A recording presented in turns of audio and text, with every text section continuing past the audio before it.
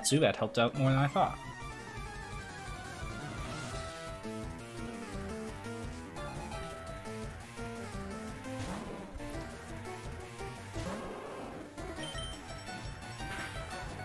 Alright, Pound. Harden is fine. Hey! We have audio. Awesome.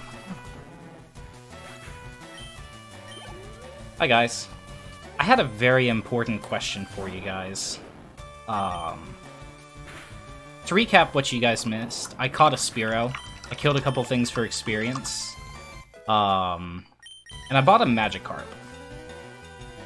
Question for you guys, is Magikarp worth 500 Pokédollars? Oh, wow. What a bud.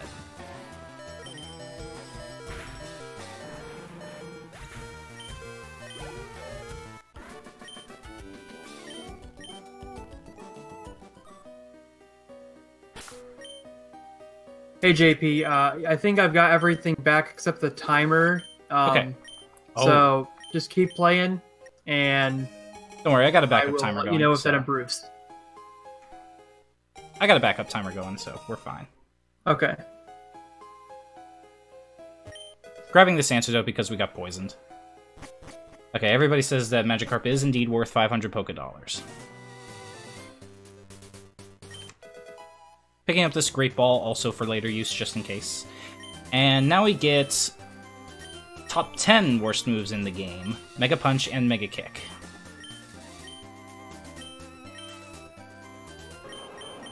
We teach Mega Punch over Withdraw, and we teach Mega Kick over Bubble. The reason that they're terrible is because they have low accuracy, especially Mega Kick. Mega Kick is 75% accuracy, which is equivalent to about 30% in FireRed.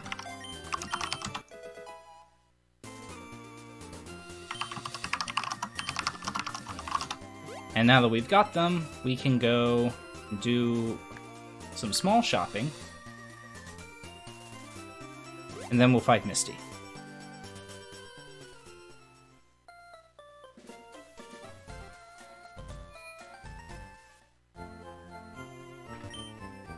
Oop, not so. Wrong one. There we go.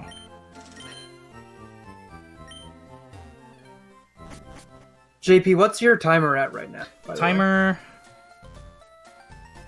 137. Or sorry, 2737. Okay. I can tell you when it hits 28 flat.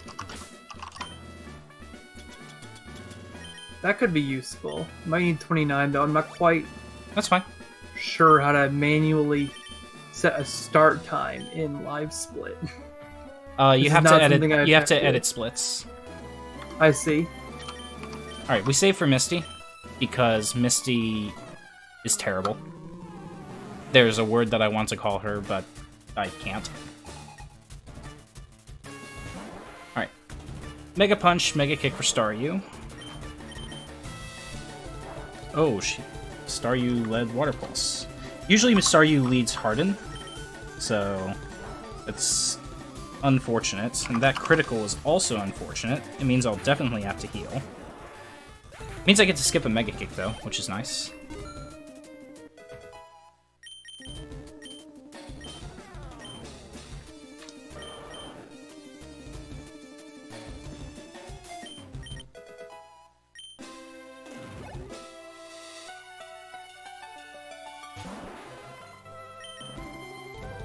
Alright, 29 minutes now.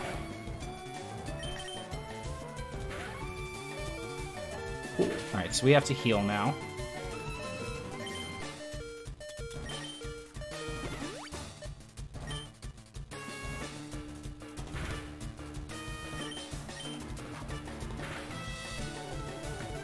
Wow, and Starmie crit us? That's so lame. But we made it through without any other craziness, so I can't be too upset.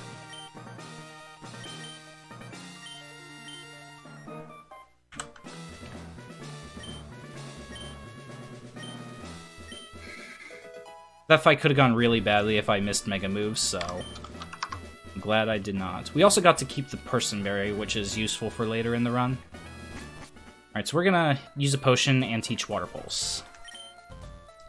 So you notice that I pressed right as I pressed select for the TM case. That's just because the turn frame is there and we get the fade out during it. So it's convenient turn frame.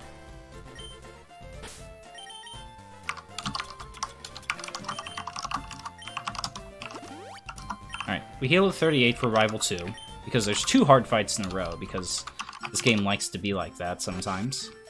Rival 2 is definitely just as hard as Misty. Mega Moves are also required in there.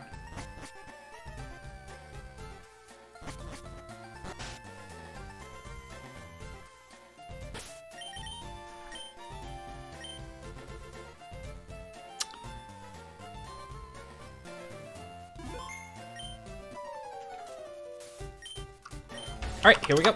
Rival 2. 2 timers? Oh boy. It's fixed now. Oh, okay. I think we've gone through all the technical difficulties. That's good. Uh-oh.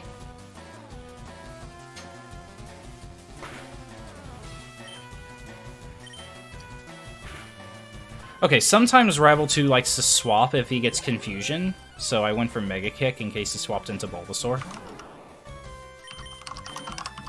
And we'll do it again. Now we should get Sleep Powder. We should use Vine Whip here. Good. Alright, so this fight actually didn't go badly, which is nice. We also get Torrent for Nugget Bridge, which is very good. Rattata Quick Attack here, so I still have the potential to die, but it's less likely.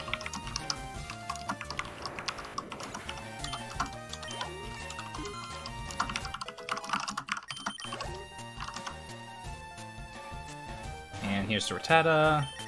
Water Pulse it, there's the Quick Attack. Yeah, it did exactly half of my health, so...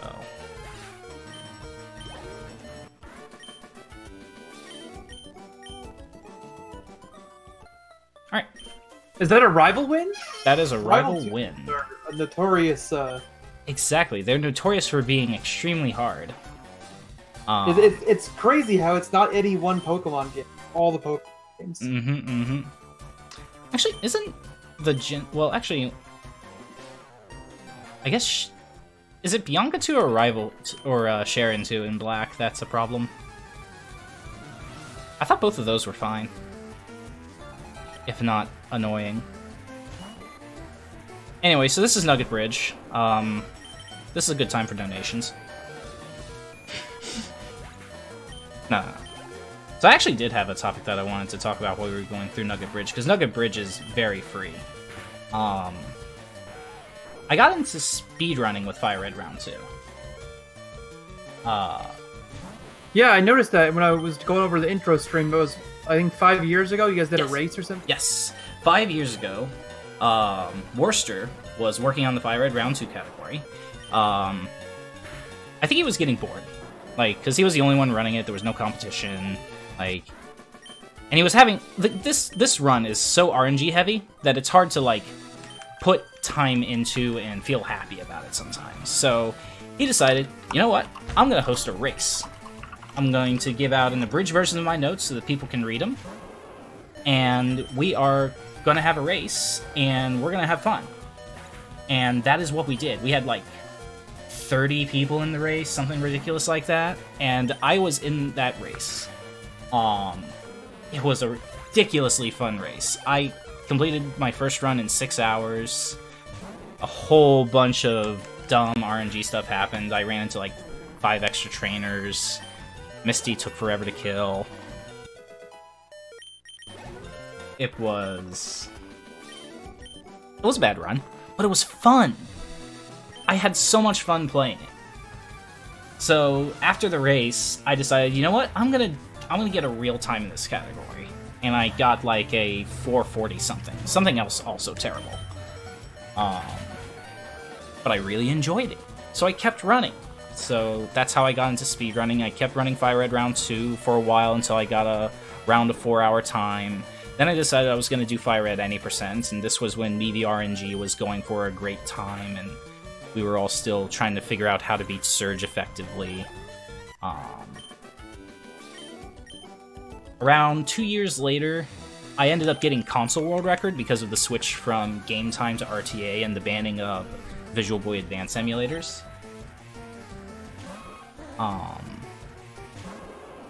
It still wasn't the best time, but it was a very, very good time. It's since been very thoroughly beaten by Exarian and Pulse Effects and Tyrant, a bunch of very good streamers. Very, very good streamers and very good speedrunners. And after, like, I got the record, I had some personal problems, so I had to, like, step away from the community for a while. Not to do with the community, but just stuff that happened in real life. Yeah, I've been there. It's always best to think of your mental... Exactly, and the grind was getting to me. Like, I tried to come back a couple times in between then, but it didn't really work out for me. But now I'm at a point where I'm really happy about... Well, not really happy, but happy enough that where I am that I can be content with going in and grinding out this game and having fun again with speedrunning. Because I missed speedrunning. I missed it a lot, but it's like... The thing that happened in real life just shot confidence, and now I've got confidence back. So, like, the Pokemon speedrun community, like, has been great, and it's really, really fun to be speedrunning again for everybody. I'm really having fun. By the way, in case you haven't noticed, Nugget Bridge is kind of free, so that's why I just thought of something to pass the time during this.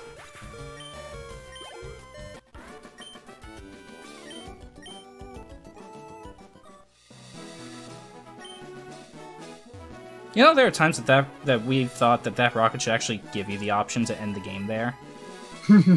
Just join Team Rocket, take over the world.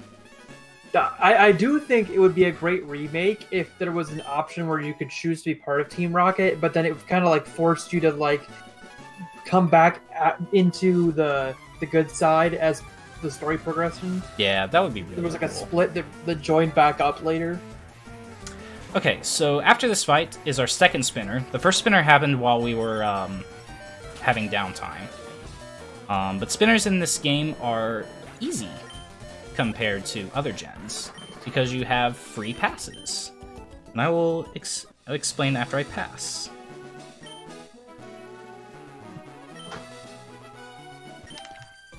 So, for spinners in Gen 3, if you open up a menu, the TM case, your bag, the Pokemon screen, the spinners freeze in place for whatever their minimum frame turn count is. This gives you enough time to just walk by them. Free. Nothing you gotta do. No other generation has this, and I feel very sorry for those generations because this is so much better to deal with.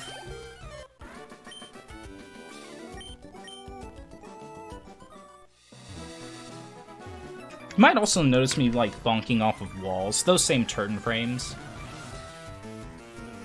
Just small I've always thought optimizations. it's really interesting how that works in this game. Yeah, it's just the way that, like, turn frames work while you're walking and running. Like, it doesn't happen on bikes. You can actually do a turn frame manip here with this wall in order to pass the running trainer without having to stop. But because we're getting the Oranberry right after this, we're actually not going to do that. The Oranberry is super useful for manipulating Torrent later in the game, so that's more valuable to us than getting that faster Route 3 that way.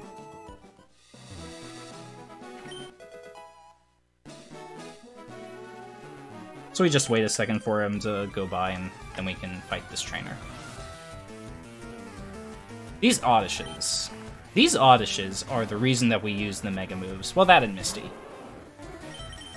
But, jeez, these Oddishes are so annoying. See? I miss Mega Punch, and he absorbs me. She absorbs me. Like, can we not? Hi, Liz. Yeah, that's the race. so much fun. I love looking back at old speedruns live times. Yeah, okay. That's scary. I was looking at Yellow, and you must know Snore from his FireRed Round 2 play. Yes. He got 6 first-place Yellow race times in the span of 2 months. When we were doing dang good. weekly Yellow races, so he won like 75% of the Yellow for 2 months. That's insane. I mean, that just shows the amount of time he's put into the game as well. By the way, this is Bill. He likes to cosplay. Don't worry about it. He gives us the SS ticket so we can get on the SSN. Sure does. Now, can you dig out of Bill's house? No. In Gen 3? No, they no digging that. out of buildings. Patched. Completely patched. You can't dig out... You can escape rope out of some buildings. But you can't dig. Like, we can escape rope out of Sabrina's gym, out of the Silphco Tower. Those places. Do I heal? I have a revive.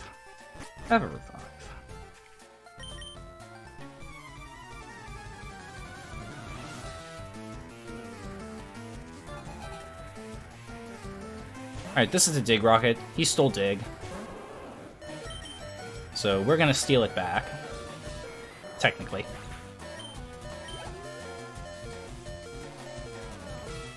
This Drowsy is annoying because it only dies to... Well, that's nice. I used the wrong move. Good job, me. That was the any % muscle memory.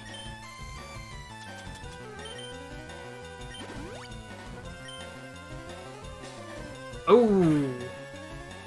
That send you just back to Cerulean? No, I have a revive. Oh, okay. What move would you have normally used? Mega Kick. In any %, Mega Kick is in that slot. Mega Punch is in that slot here. And I was just not paying attention and moved to that slot because of muscle memory, so... I hear ya. But that's why we have the revive. So you might be trying to get back now, is probably your plan. Well, we're actually going to heal after this next fight, so Torrent isn't a necessity here. Torrent's nice for the next fight because you don't have to use Mega Kick on the Raticate, which I do now because I'm out of Torrent, but it's no big deal. We're fine. Can you get in? I'm always surprised that they give you Mega Kick so early in this game. It's so powerful. It really is. It's also really annoying. Like, I am not lying when I say that it has effectively a 30% accuracy. There are times where I've missed like 8 Mega Kicks in a run. Yeah, it's certainly not great from a speedrunning standpoint, ridiculous. but at least from a casual standpoint, it is so much power. For somebody who's like saving everywhere and just using it to blaze through the game.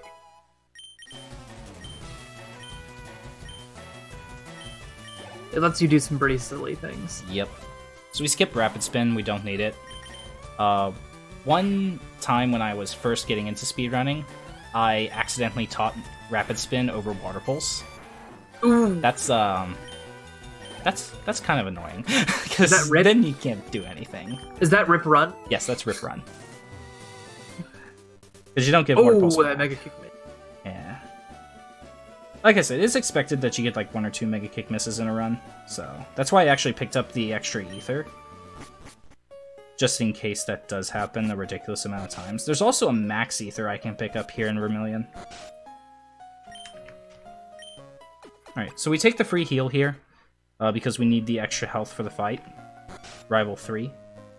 In old routes, we would actually go down into the kitchen and grab some berries and have them equipped for this fight. But, like, you don't really need them if you full heal first. Alright. Again, saving before this rival because you have the possibility of dying.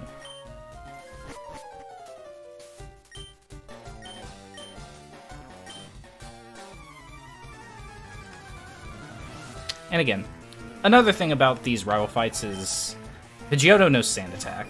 And again, Sand Attack is one of the worst moves ever. So we're gonna Bite first. Okay, we got Quick Attack. That's great. We Bite first just in case he doesn't use Quick Attack, so we can get the flinch chance. But that didn't happen. So now we get Bulbasaur, or Ivysaur now. We're gonna Mega Kick it and Mega Punch it. So he uses Sleep Powder, I fall asleep, he'll use Vine Whip and take half of my health off. Which is perfectly fine, because we want to be close to Torrent. And then Mega Punch finishes it off.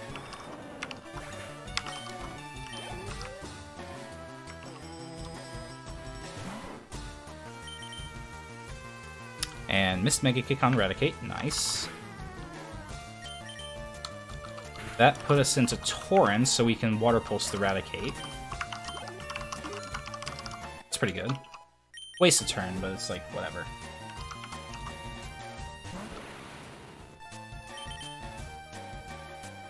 Alright.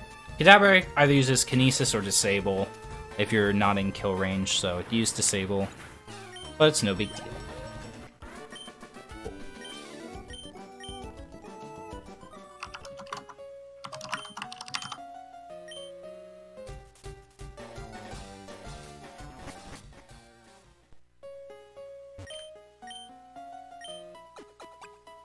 Alright, so we rub this guy's back, and he gives us Cut.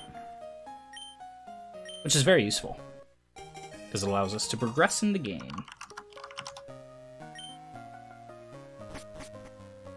Are you, I'm assuming you're not doing a Death Warp out of SSN? Did you talk about the Death Warp? No, I am not doing a Death Warp. We are running back.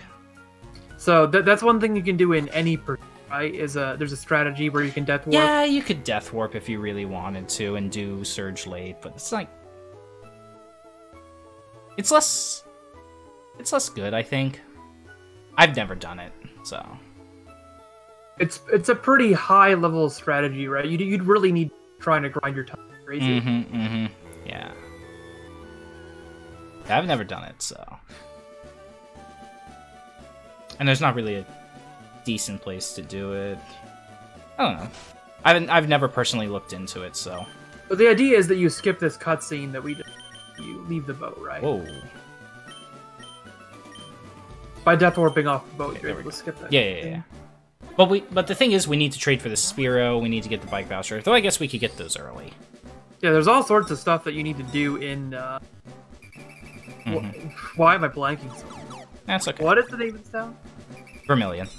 Vermilion, yes. Alright, so we get Chiding.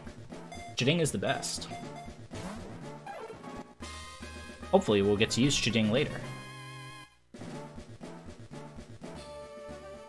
I mean, aside from being our Cut Slave and our Fly Slave. By the way, because this game has good cursor memory, we can just mash through teaching Cut to Chiding there, which is nice.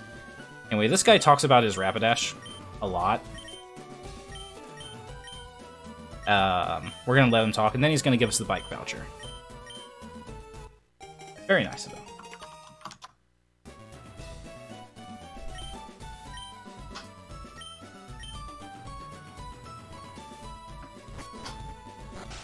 Alright, so now we go back up to Cerulean and get the bike.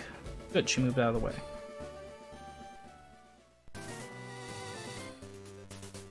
And we got no encounters, cool. Those grass tiles, you can actually get encounters in them. It's a very low percentage chance. Wastes like 7 seconds if you get an encounter. Did you see Pulse's message here? He tried to skip the boat once in round 2, and it doesn't work in the round 2 category because you get the thing again. Oh yeah, because you gotta go back and you gotta use the boat to get to Vermilion. That's right, yeah.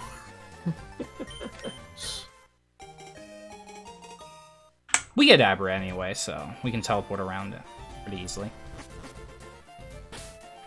Alright, so here we equip the bike and use it in the same menu because that's fast.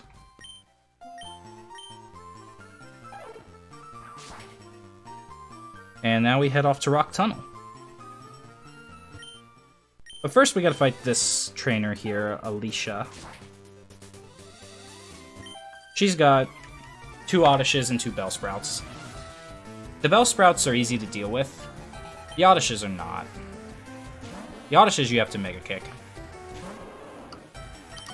It's really annoying. Because you get to miss, like I did right there.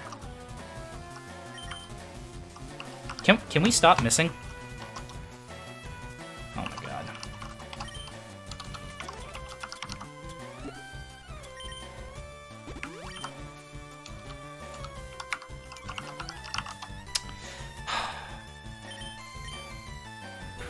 Alright, we'll have to double bite the other Oddish. That's very annoying, but... Wow, this fight is acting exactly like the fight in Gen 1. Pretty much, yeah. Torrent means this Bellsprout dies to a Water Pulse. Otherwise, we would have to Mega Punch it. And now we just have to bite the rest of the team.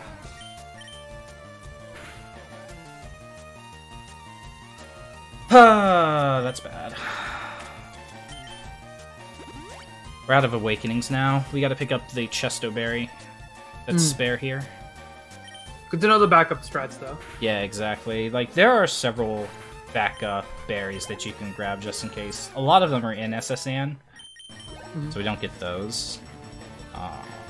Yeah, FireRed Round 2 is long enough run that you have to have those strategies, the backup strategies, in mind, because no run you finish of this will be perfect. You need... Pretty much. I'm sure, like, does the current world record still have a death, or my PB has a death. I don't believe the current record has a death. Okay. I remember something like, maybe it was just at any percentile, but these games are notorious for having deaths in the world You can record. die anywhere. Like, while I was doing a practice run, I died to the level 3 Pidgey that you have to kill in Route 1. I got triple criticaled. Wow. Like, 3 in a row. What is that? 1 in 16 to the third? It's a 0.024% chance. Wow. It's completely ridiculous. Have to double bite this Venonat. It does not die to a Water Pulse without Torrents.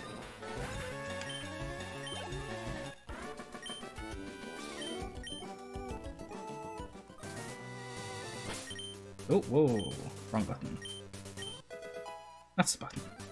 Oh no, he identified you. What are you gonna do? License and registration, please. Alright, so we go into the center here because we need to set up the fly point to go to Power Plant later. Pikachu is worth 3 Pokemon, so it is completely worth going out of our way to Power Plant to get. Interesting. And we get the hidden Super Potion there because we're low on Supers. So going into that center gets you a fly point to the power plant. Yes. Interesting. And now Rock Tunnel. Better than Gen 1 where you have to actually use a center to get a Digway point. Yeah, it's way easier. It also counts if you die as well, so... Alright, so Rock Tunnel. We don't use Flash because the stream is PG. And we can just go without it. These Slowpokes take 2 bites to kill. In any percent, the first one is a range, the second one is not. They can sometimes deal you damage. They know Confusion and Tackle and Water Gun. Generally, they're not that big of an issue. Though I have died to this Slowpoke before in any percent.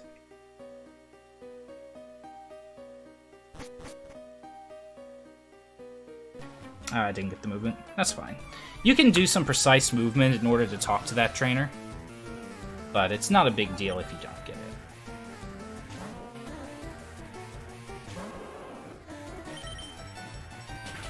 Again, double bite. I'm also going to be saving for the next fight. The next fight is Martha. Martha has an Oddish and a Bulbasaur. And you need Mega Moves to kill them. It sucks.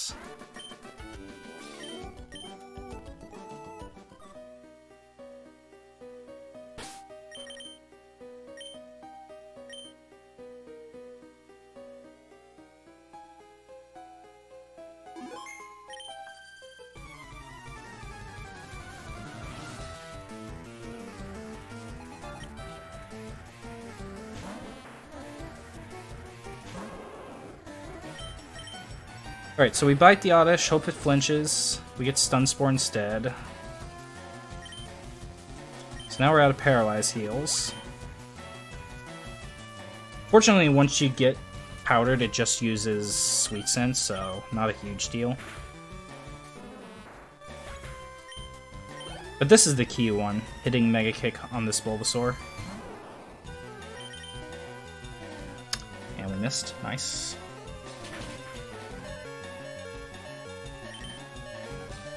Alright.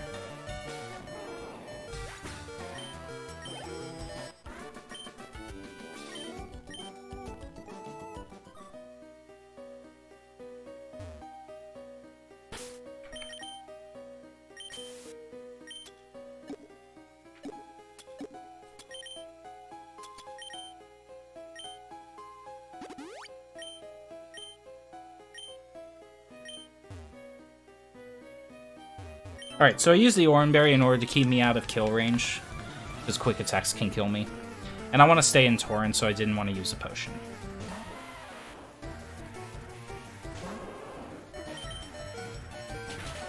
Oh, I see a good question in the chat. Why do I pick the girl? Because she's cute.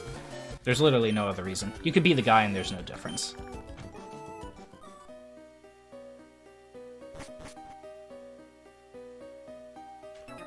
Ah. Supposed to talk to that guy. Oh well.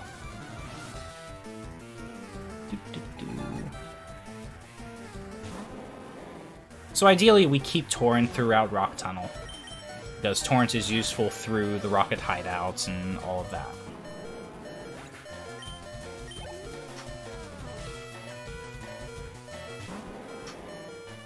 One difference from the any % route in Rock Tunnel happens right now.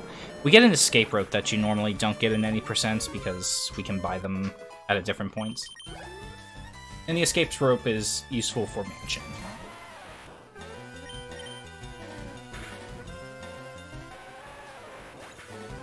So you're at 9 Pokemon now. Yep. Is that pretty typical for this point in the run? Actually, typically I have 12 because I also have Caterpie. Okay. But I just catch Caterpie later, so it's not a gigantic deal. Yeah, you can go back and get it.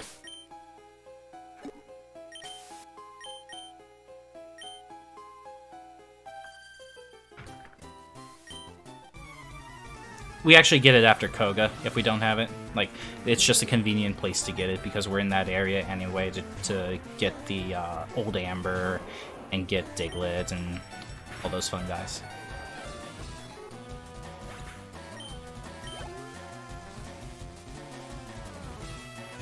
So just a bunch of fights here.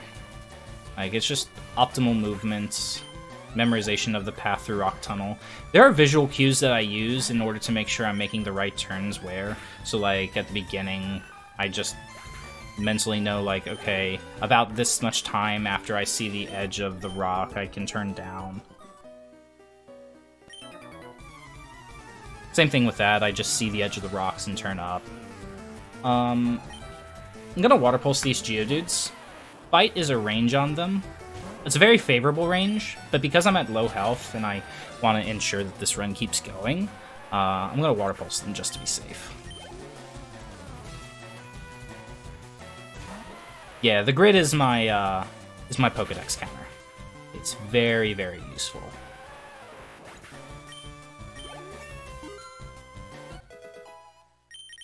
Alright, run into Bike here. Right after this trainer.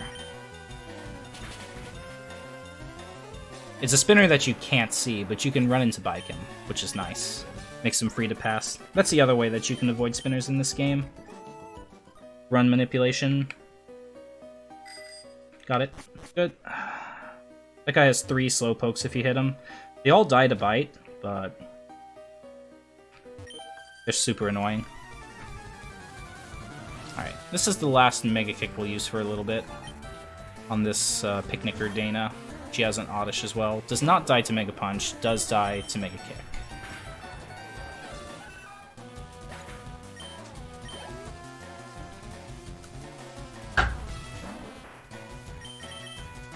Sorry, I was opening my thermos. Missed Mega Kick.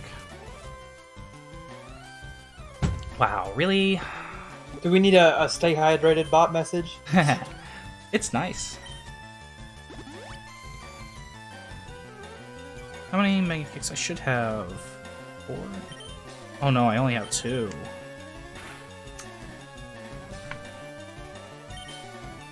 Oh no, I can just ether. Whatever. Spike's better, just in case.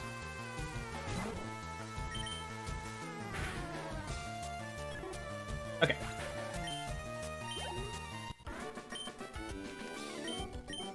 Cool.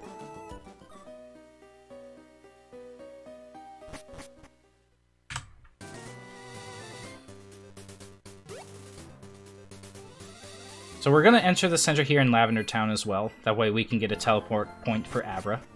We'll get that after Giovanni. Telepoint, you might say? That was a terrible joke. Ignore me! You cannot ban Ty Kevin 83 from this channel.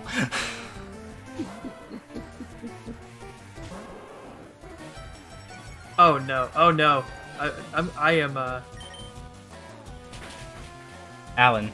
That is worthy of purge. Calm down, bruh. We got the whole pyramid? Nope. Purged.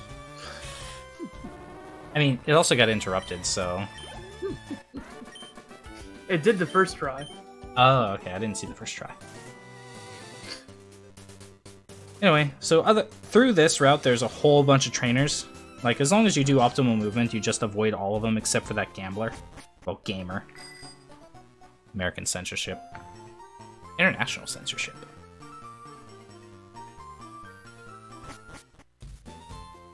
Yeah, a lot of the gambling stuff got pulled out of this game from Gen 1, which is interesting. Yeah, they don't want kids to gamble, but you kind of are gambling, so... Anyway, we're picking up some extra items here. So this PP up, we'll get another PP up later. We need money. Money is very key, because we gotta buy a lot of stuff. Including 1,000 coins, so that's why we're getting the coin case here. It puts an interesting spin on Pokemon morality. It's totally okay to catch and enslave animals and make them but battle no each gambling. other. But no gambling. No gambling. You don't want to gamble. You can game, but no gambling. By the way, check out these cool Pokemon TCG packs.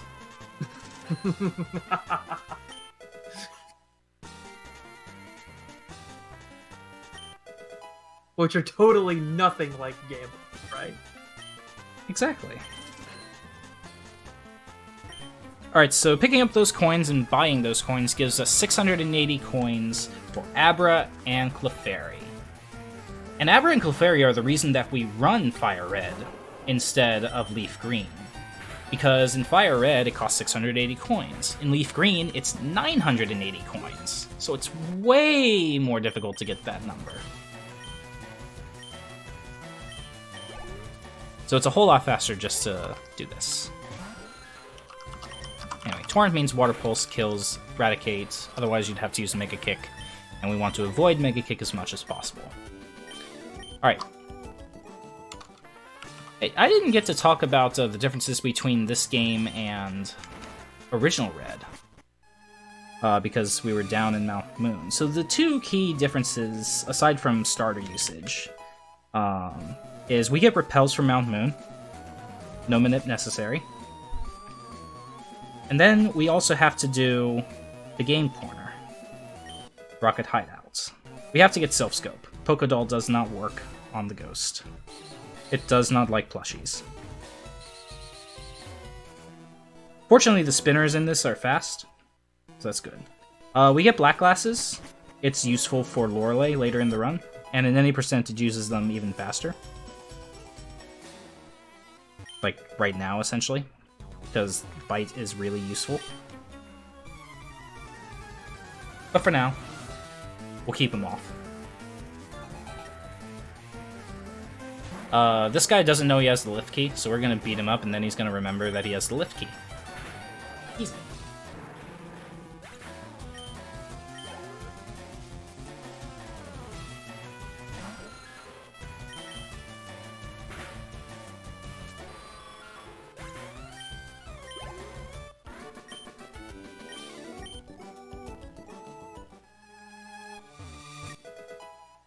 Alright, now we got the lift key, so now we can access the elevator. Also, if you noticed, I've been picking up rare candies along the way. This is the 4th one. We're going to use these 4 rare candies to evolve Wartortle into Blastoise after the next fight. Also, that spinner that we passed has 5 Pokemon. I would definitely advise runners not to hit that spinner. It is a giant time waste. It's interesting how the route lines up more with the Yellow Classic route from Gen 1 here because of the necessity to actually go to the Rocket Hideout. Pretty much, yeah. That's because this game is also so much better programmed. It's not even... Any game is better programmed than Pokemon Gen 1. Pokemon Red and Blue, and Green, and Yellow are all held up by duct tape. Like, duct tape and dreams. Like... Have you ever heard of the term Batman Gambit? No. So, a Batman Gambit is... So, Batman's super smart. He's fighting all these villains. So he knows exactly what they're going to do and makes his plan around them doing that exact thing. Mm-hmm. The thing is, his plan revolves around them doing the thing that he thinks they're going to do. So if they just choose not to do that, his gambit fails and everything can go awry. Sure. That's how Pokemon was programmed. Yeah, it's like, Pokemon Gen 1 is... They aren't gonna, like, try to swap a non-existent item. No, why would you do that? They're not going to encounter something while in front of another trainer. They're not gonna die while encountering something in front of another trainer. They're not gonna open the menu and fly away from a trainer when they walk into their site. There's no way that can happen. They're not gonna say no to getting the bike. Hey, here's Blastoise. Blastoise! By the way, we are rocking Blastoise through pretty much all of this run. Old routes used to also get Zapdos. We do not get Zapdos. We get Mewtwo. Mewtwo destroys Elite Four Round 2, but we'll talk about Mewtwo later.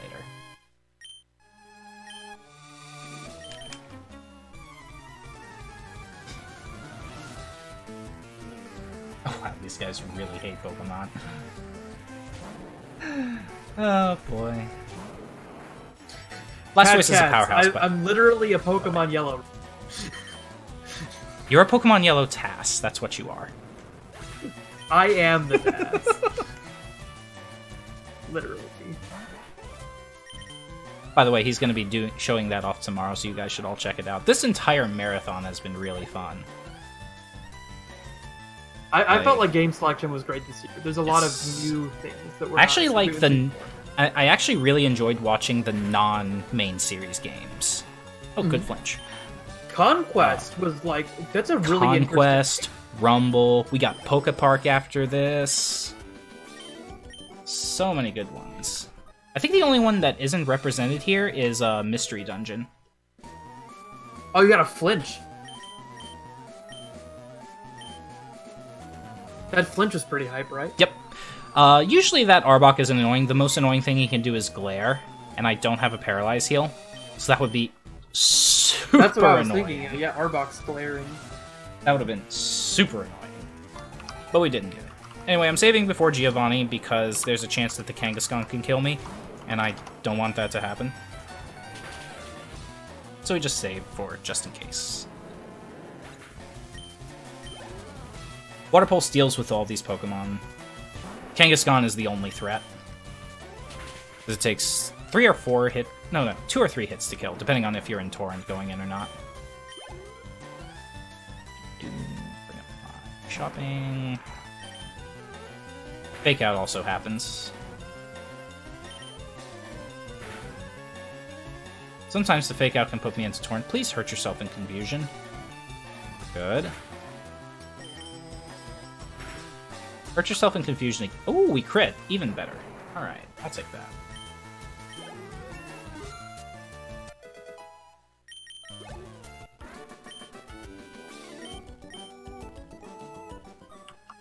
Alright, now we get the Silph Scope. We also pick up a net ball and a nest ball here for use later. I'm glad I haven't had to reset for a fight yet. Alright, now we buy Abra and Clefairy.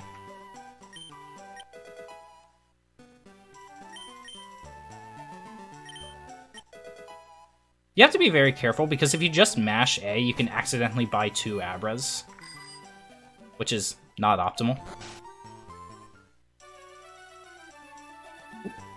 One too far. We go talk to this lady and get the tea. These Pokemon can be trolls because they just move around randomly and they can block your path. They were really nice this time.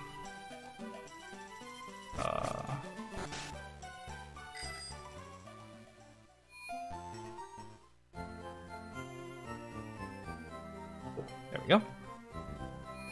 Got the pokes marked. Now we go shopping.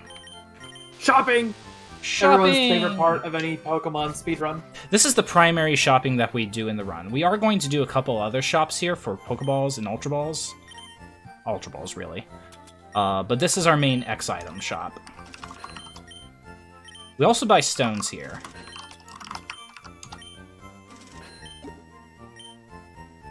So I'm gonna buy... Oh yeah, I forgot. I could have done that. Oh well. I'm gonna buy 2 Firestones, a Thunderstone, and a Leaf Stone.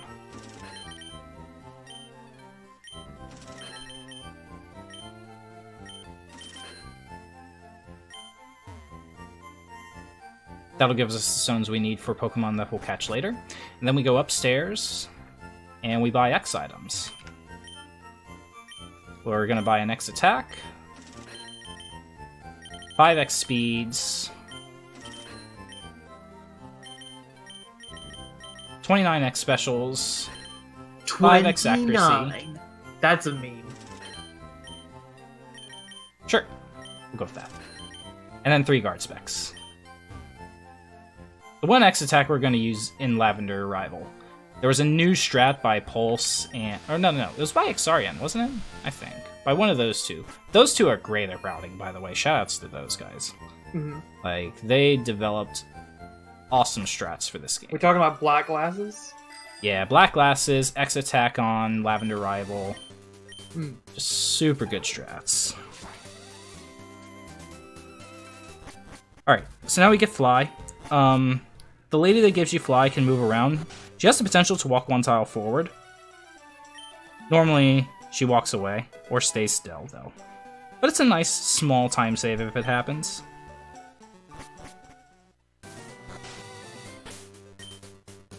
Oop, we don't want bag.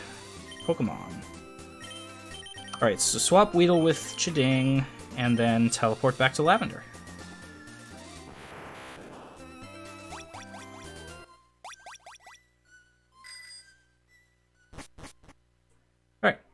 And now for Pokemon Tower, where we immediately fight Rival 4, Lavender Rival.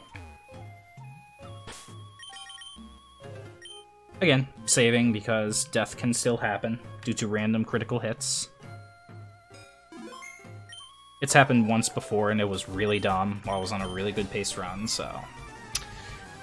Best to save and keep the marathon alive. But this strat is actually really cool.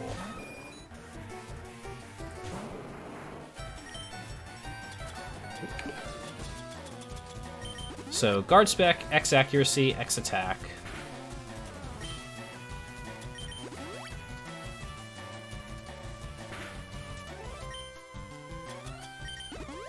And then Water Pulse and Torn kills the Pidgeotto. And it didn't use Quick Attack there, perfect. And then we attempt to Mega Kick Ivysaur and Gyarados. Even with X accuracy, there's still a small chance that Mega Kick can miss, so that can also cause a death. The old Gen 3 miss. Yes. Generally, I get Gen 3 misses on Blizzard more than Mega Kick. So what happens there is, because of rounding, the I believe it's a 4/3 boost to accuracy. Yes. And then Mega Kick being 3/4 or 75% accurate, they don't cancel out perfectly, and so you basically get a 99% chance to... Oh no, it's lower. It's like 97%, I thought. Okay. So it's not even 99%. Yeah. Mega Punch is 100%, though. Yeah, for sure. I like to call... I like that one the Gen 3 miss, and then also... I call Tackle missing in Gen 1 the Gen 5 miss, because they fixed Tackle's accuracy in Gen 5. Mm-hmm. Tackle's so much better in Gen 5. Oh my god. I'm so jealous. So everyone comes in and they're like, oh, Tackle missed, Gen 1 miss. No, not a Gen 1 miss. Gen 5 miss. Alright, so here's Ghastly. We're going to switch to Jing because we're low health. And hopefully Ghastly will use Curse. That makes catching Ghastly a lot easier. Spite instead. That's fine. Alright, so we tossed the Nest Ball because it's level 14. It's got a very high catch rate. Aww. Well, that's why we picked up the Great Ball. Less chance to catch, but... Ugh. So terrible. Oh, and then it uses Hypnosis. What a jerk. I'll toss one Pokeball.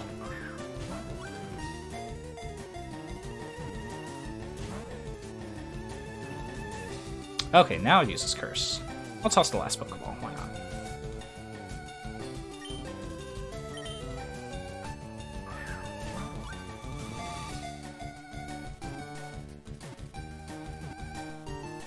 Hey, we got it. It just took forever. Alright, I am getting pretty late here. We're going to change hosts. Thanks for putting up with me for the last 4 hours, everybody in the stream. Thank you very much, Ty Kevin, for keeping me occupied and for hosting all of our great streams. We look forward to seeing you tomorrow for Pokemon Yellow TAS. Oh, yeah. Have a good night, everyone.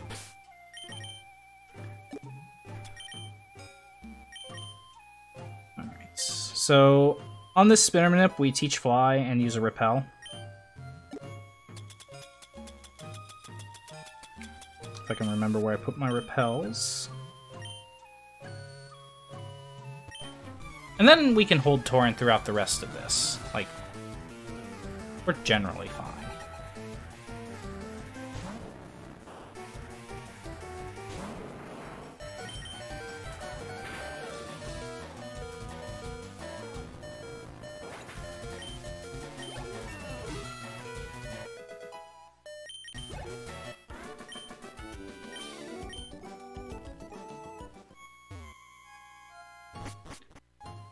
So we go down here and pick up this X accuracy.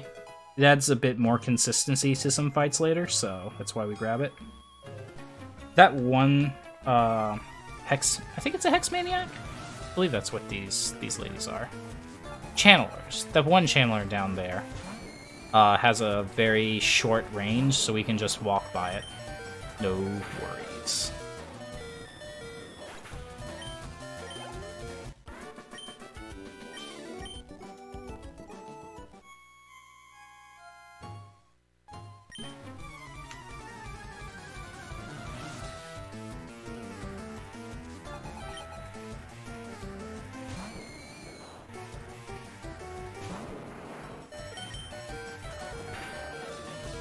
So we get another rare candy after this. It's wide open, so there's no reason we can't get it.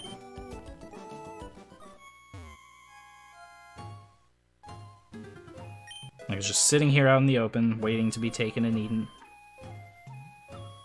So we'll give the candies to certain Pokemon later to make them evolve. Makes it easier.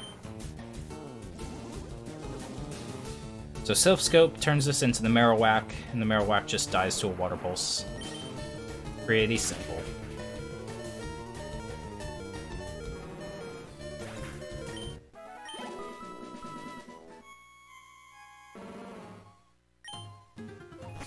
Rip Marowak. Alright. So I'm letting these grunts talk to me, because they walk away after you finish the fight. and it is actually faster to just let them talk to you and walk away. It was proven in tasks, so it's easy enough for us to do, so we do it.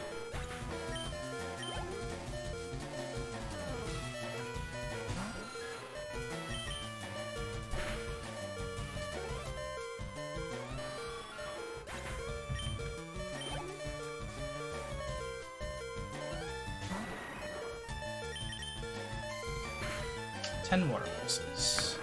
Yeah, that's fine.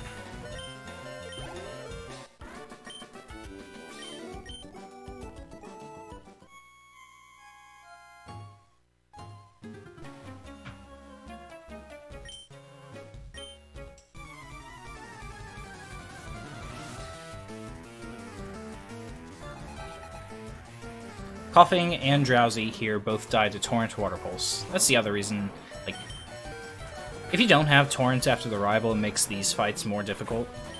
But having Torrent just makes this a breeze.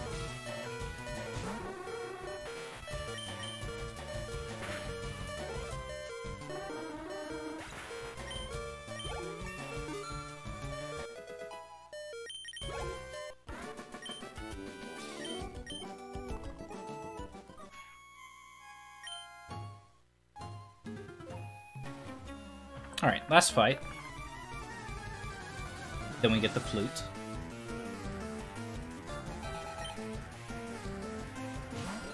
Again, these are pretty simple fights, nothing really special about them. There's a Rattata and Eradicate after this. They have the possibility of using Quick Attack. If one of them uses Quick Attack, I'm going to use a potion. That way I don't die to the other one. Because that would be really bad. Okay.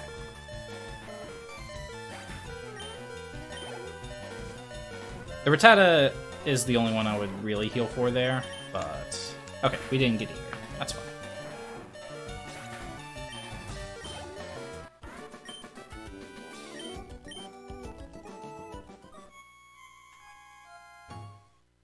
Alright, and now we get Fuji out of here. And he teleports us down, and we get the Poké Flute.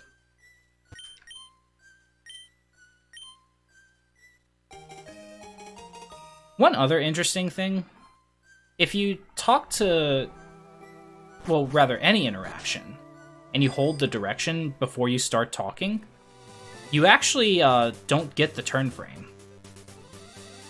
It's actually a very neat Gen 3 only thing. Oh, I almost went there.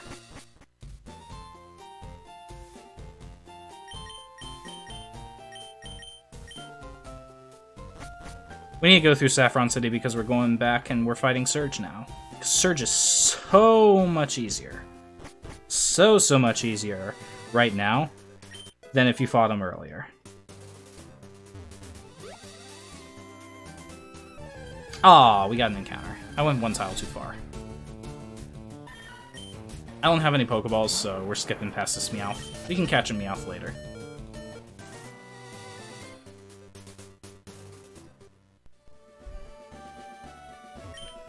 Alright. Time for Surge cans. So one of the nice things about the switch to RTA is we get to save for these cans if we, once we find the correct can. Which makes the can RNG so much more manageable. Dude, look at how much that spinner is moving. Like, jeez.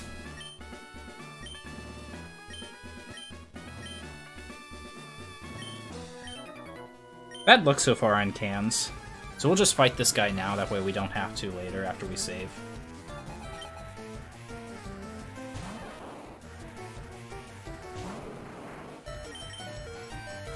Nice, quick attack.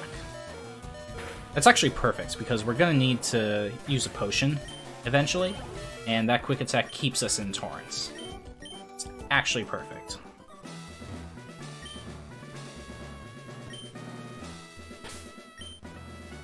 Three more cans to check.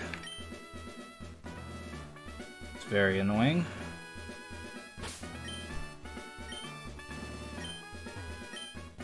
And it's the last one, obviously.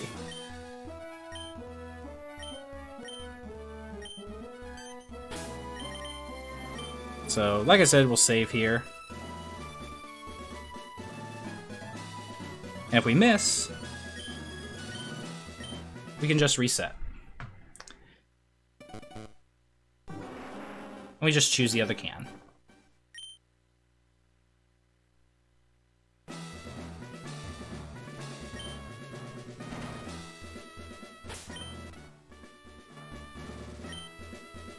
Alright, and now we fight Surge.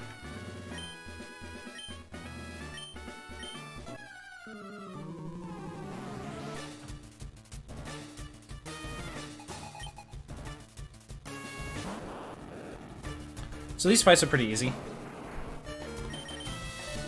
We're going to swap Mega Punch and Water Pulse here, because we're going to teach over Mega Punch with Surf and keep Water Pulse for other fights.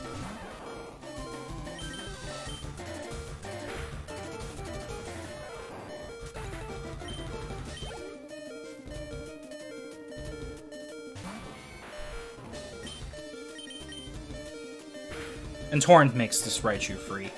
Oh, we even crit it. Nice.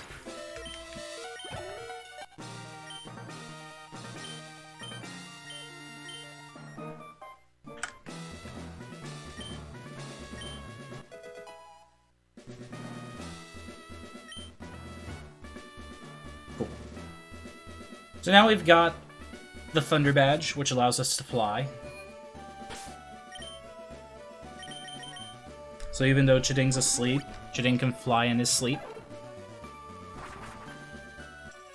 So easy for him. And now we go wake up Snorlax. Interestingly enough, when you use the Poké Flute, Chiding does not wake up. I don't know why, it makes no sense.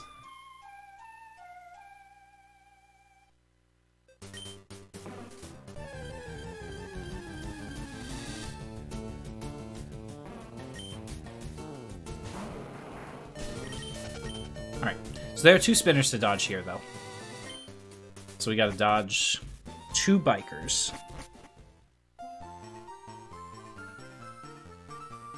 Come on.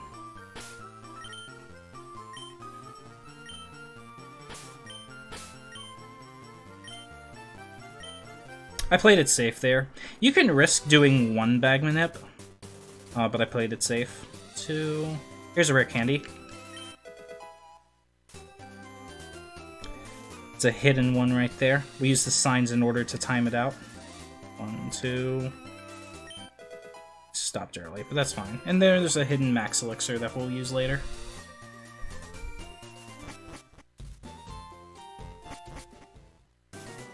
Alright.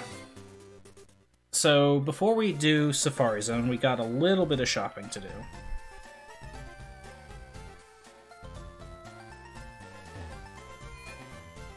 We're gonna buy Ultra Balls and Max Repels.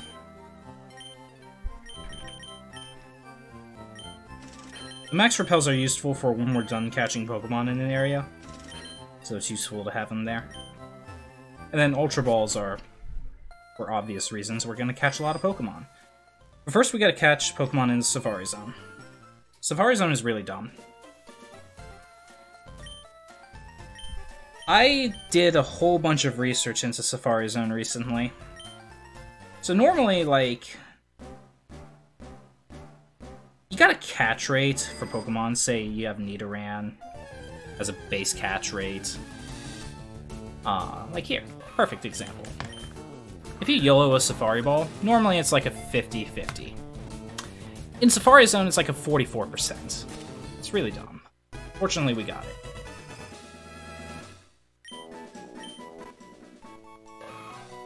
But they also have the opportunity to run if they break out. If you throw a rock at them, it doubles their catch rate, but it also doubles their chance to run. Makes it really annoying. I want Executes. Okay, second Nidoran is fine. We can trade the second Nidoran male in order to get Nidoran female. Nice.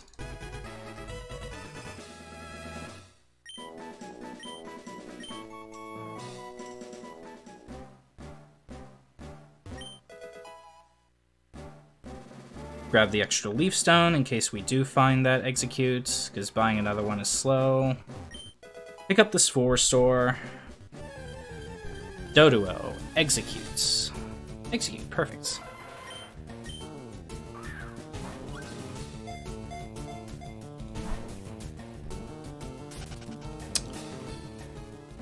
Interestingly enough, it's actually a better percentage play to just chuck a ball, which is hilarious. I'm gonna rock it though, because you never know what'll happen.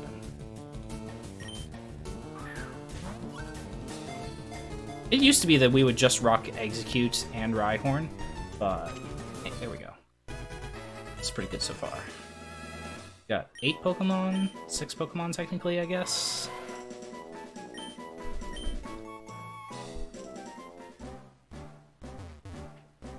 Dang, we got all the Nidos and that? Give me Paris and we're out of here. Ooh, Nidorino.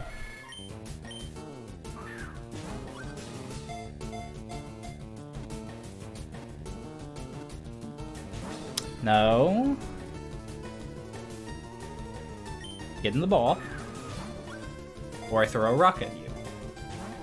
I'm throwing a rock at you.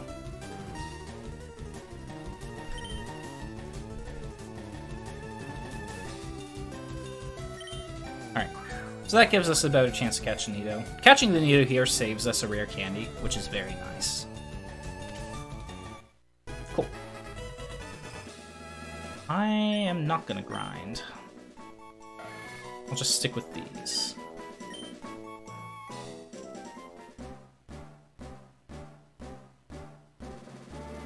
Safari Zone can be very RNG heavy. Like, this is actually a really good Safari Zone so far.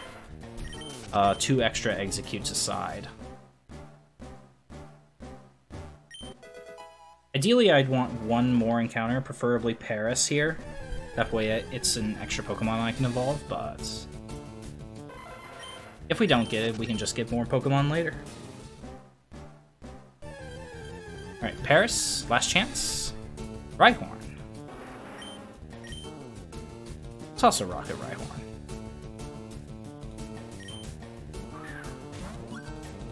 Rhyhorn's a nice bonus.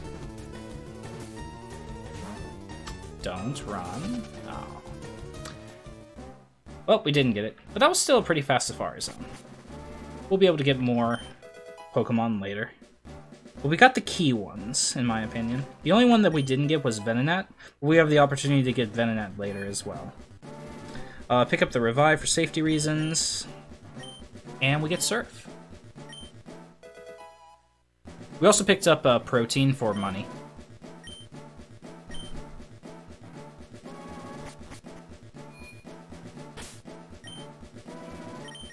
By the way, you can fly out of here instead of having to retire. It's pretty fast.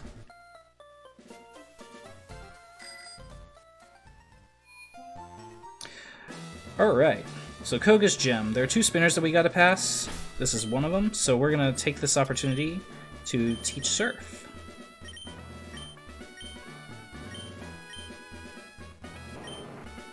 And Surf is the, like, quintessential good move in Pokemon. It's just really solid. Equip Pekka Berry.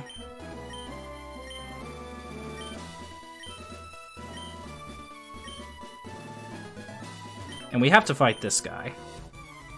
But being in Torrent means that we can just sweep this guy with Surf.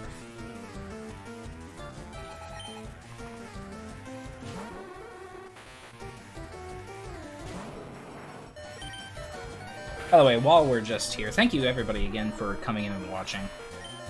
This is a really fun run to do. I really, really, really enjoy it. It's got a lot of optimization. It's got a lot of on-the-fly routing. It's just a very cool run.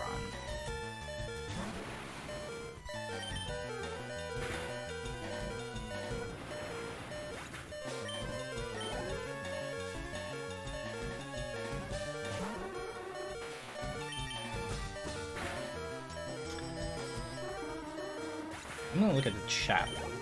How much faster is the Blastoise line over the Charizard line approximately? It's a toss-up. Like, there are good Charmander routes, and there are good Blastoise routes. I'm gonna save here. This Sludge critical kills me.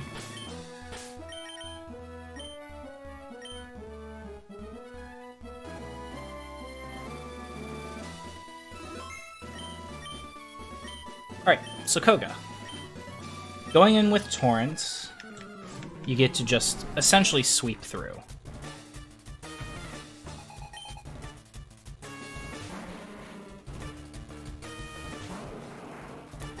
Problem is, the Muck likes to play spoiler to whatever we want to do.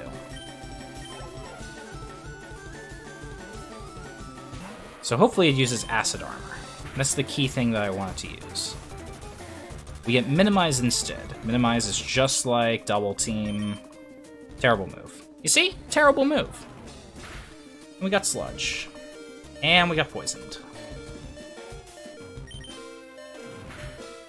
Cool. So we are gonna go for the 41% Wheezing range.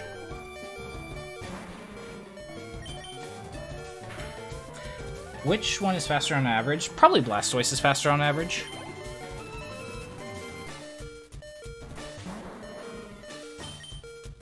Alright, 41% range. Nice, we got it. Awesome.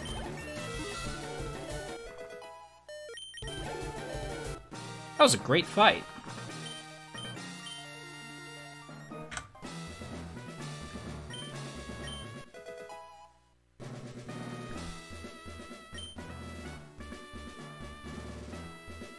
Okay. That was a really good Koga. So now we're going to go to Pewter, we're going to get Old Amber, and then we're going to catch Caterpie and Diglett. I'm also going to do a backup strat here. I'm going to teach Toxic.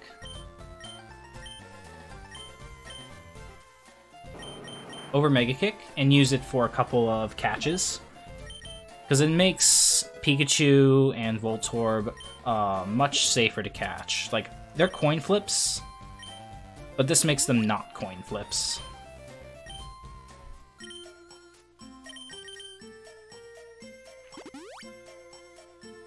Now they're, with the Toxic, they're essentially guaranteed. It's like a 95%. So for a marathon run, I feel like that's worth the guarantee.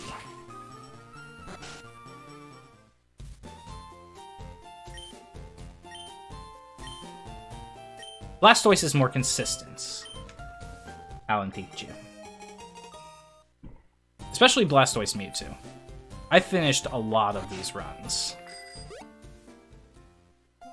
Like, with deaths, with dumb stuff happening. Like, it's a very consistent route. Okay, so we want first encounter Caterpie. That would be ideal.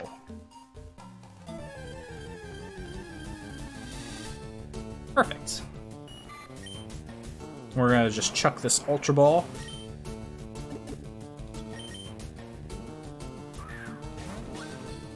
And it's like a 78% chance to get in. Nice. Oh. That made it easy. Maybe we'll randomly encounter a Pikachu and get to skip Power Plant. Who knows? But we didn't. That can happen if you're searching for a Caterpie. It's a very nice 2-minute time save if it happens. If you get Pikachu, like, super early, it's a 4-minute time save, because then you get to do Vermilion early. And you don't have to bike from Lavender to Vermilion. It's very nice. Alright, Diglett. We're gonna Toxic Diglett as well. It's a 78% chance without Toxic, but we may as well just guarantee it.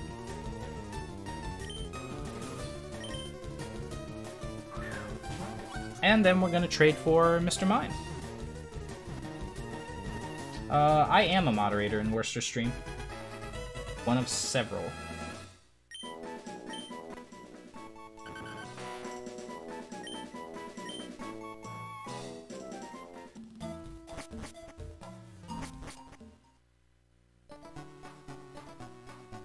Alright, and we go into this house and we trade for Mr. Mime.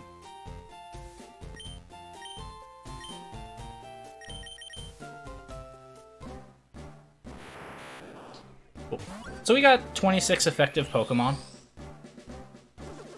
Pretty good. We could have a couple more, but we'll be able to get Pokemon later, so it's not a huge deal.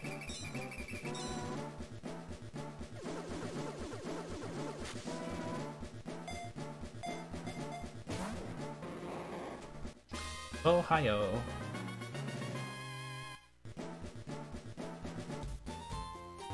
One interesting thing about the trades is you have to press A in order to exit the trade screen. Pressing B does not go anywhere, so you have to press A. Otherwise you just stay in the screen. In all the other text boxes, you can advance text with B. Not with that one, though.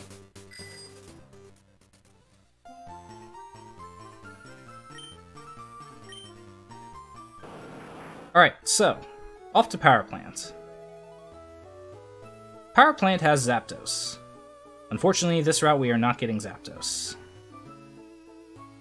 Oh. No Tentacool. Interesting. We'll have to get Tentacool later. Alright, this is a Max Potion. It's pretty free to get.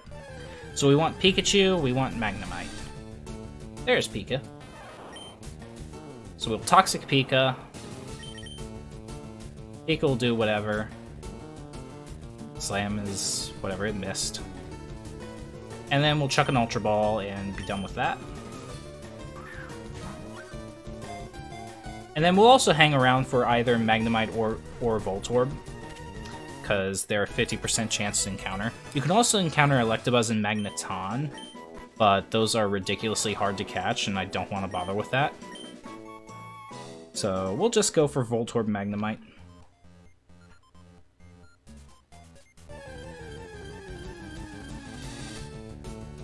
And we get another Pikachu. Spectacular.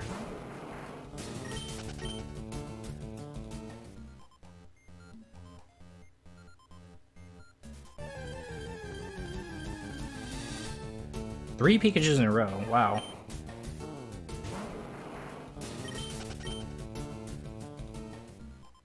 Pikachu's like a 20%. The others are 25.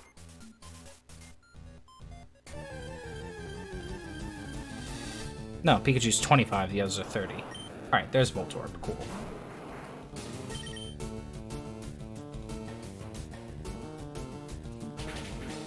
Sparks, whatever. And we chuck an Ultra Ball. And that's Voltorb. So the Pikachu, we're going to evolve to Raichu and then trade the Raichu for Electrode. That's why the Pikachu's worth 3 Pokemon.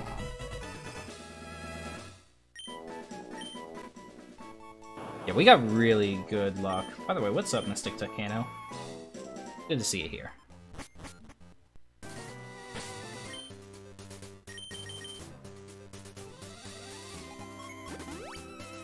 Alright, now we're done at Power Plant. We fly to Pallet Town. We'll take the Mom Heal, because we need to refresh PP.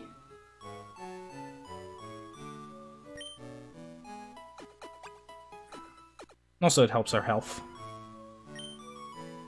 Plus, you gotta say hi to your mom. Remember, everybody, say hi to your mom. They're generally nice people.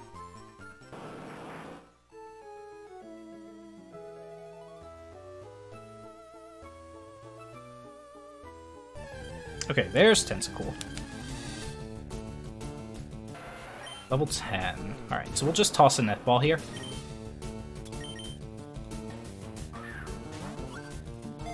Netball has a 4x capture rating on these pokes, but we got unlucky. Wow, and I got poisoned? That's so annoying.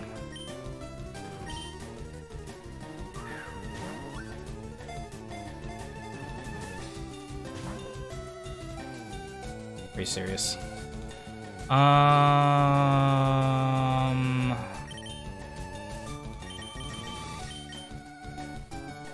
Very nice pound.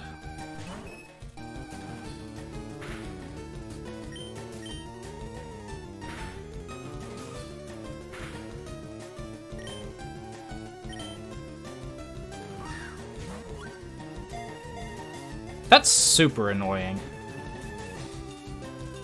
This Tentacle's poison type. I can't toxic Tentacool. It's really annoying. Plus now I have to use the antidotes.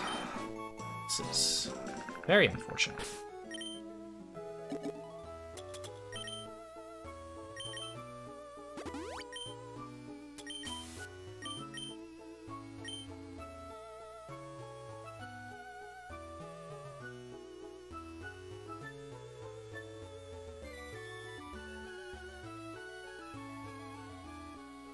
Alright, Cinnabar Mansion. Getting poison when you don't want it, and not getting poison when you do want it. That is the epitome of Pokemon speedruns.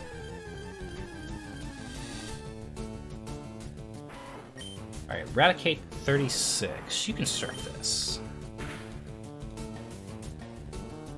Barely.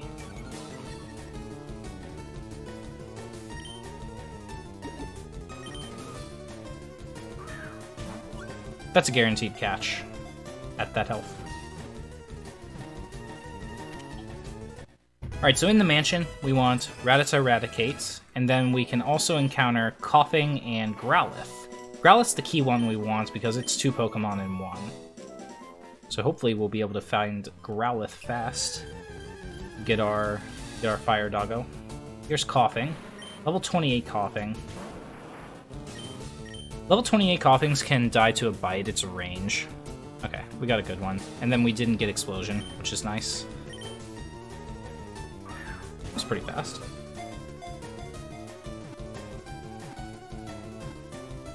Can't normally we would be critting these people if I was on an actual run, but... You know, the game has to throw me a bone somewhere. Especially after it ruined my Tentacool.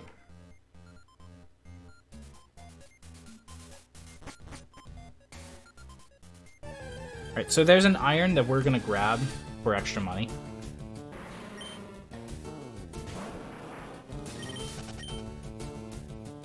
It's useful for later, because we can buy more Ultra Balls if we need it, or more Hyper Potions if we want more Hyper Potions.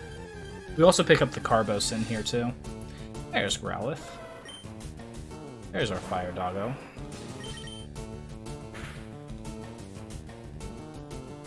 Good flinch. Right.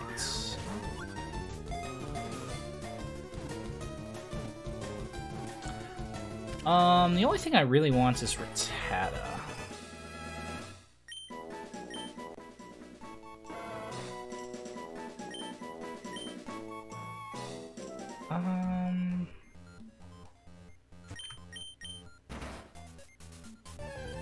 I'll repel when I get to the bottom floor.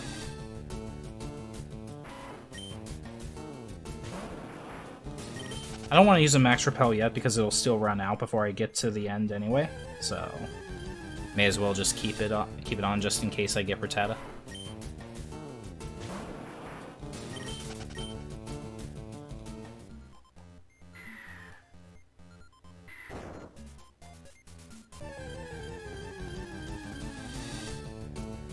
Now, this is honestly a category that I would like to see in like an actual GDQ. Mostly because there's like a bunch of donations that you can get off of it. Like, there's so many name donations you can do. You can do an EV War. Like, there's just so much you can do with this category.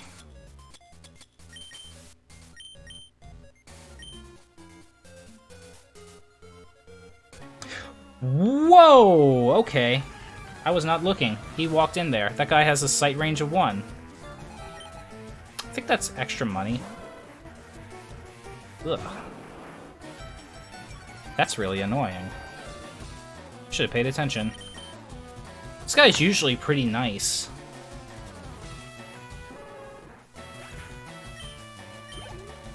Well, yeah, it technically was in a GDQ.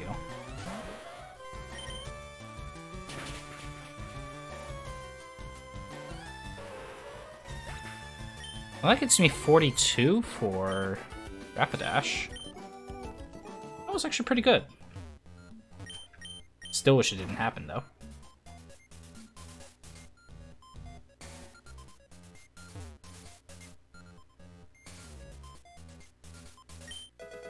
So, hidden elixir here.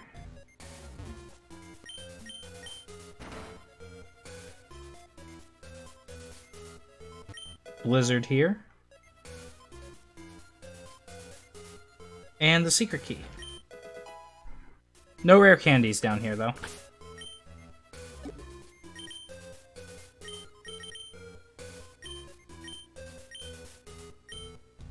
Alright, Blizzard over Toxic. We don't need it anymore.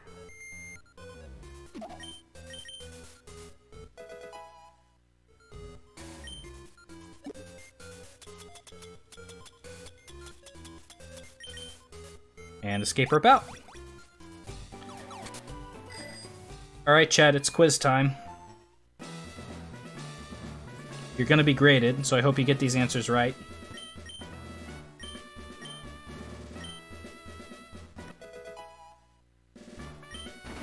Does Caterpie evolve into Metapod?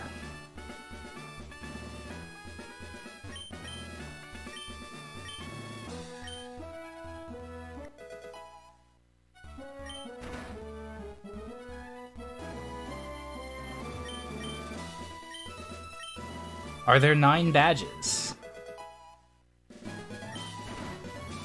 Does Poliwag evolve 3 times?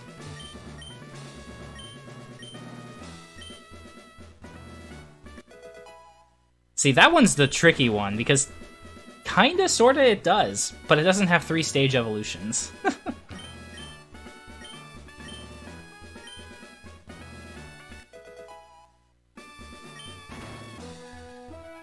Oh. Wow, I thought I talked to that guy when that repel wore off. Also, here's Tombstoney. EM28 is not Tombstoney. Alright, here's Blaine. You better have Burn Heal.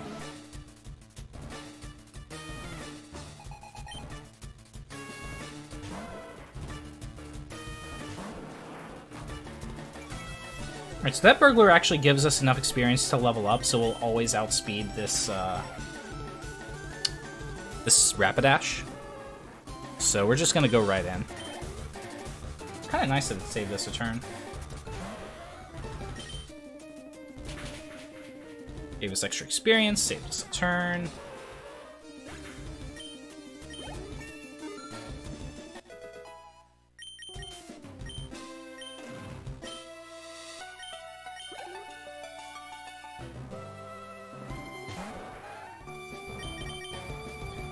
Surf Rapidash.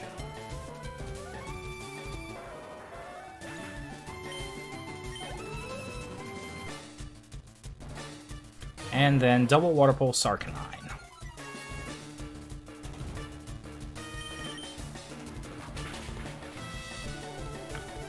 If you're in Torrent, you just Surf Arcanine, but non-Torrent does not kill.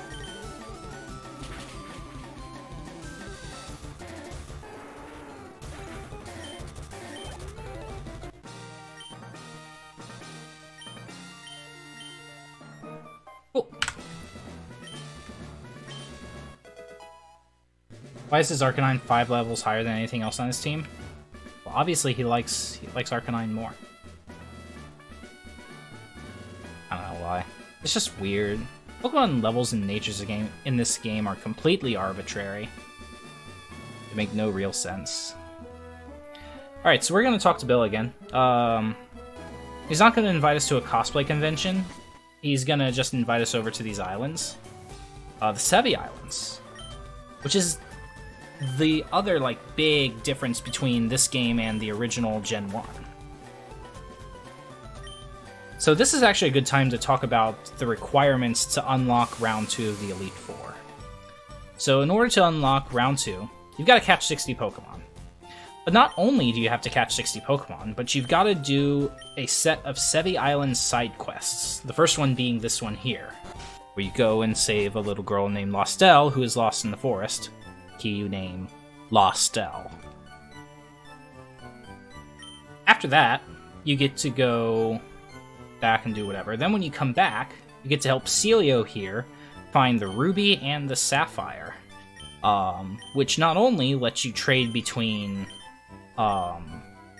Ruby, Sapphire, and Emerald in FireRed, which you can't do until you complete this quest, but that also unlocks the Elite Four, because Lorelei is actually involved in this quest.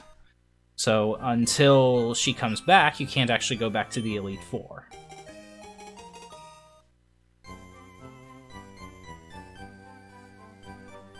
Alright, so now we've got our stuff and we'll head on out. We go to 2 Island first, because that's where we start the Lost Elle quest. And you're required to do the Lost Elle quest in order to get off of this island, so... just go ahead and do that.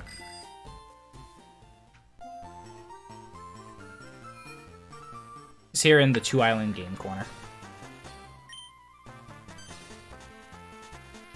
I can comfortably sleep while watching streams. Nice, Mystic.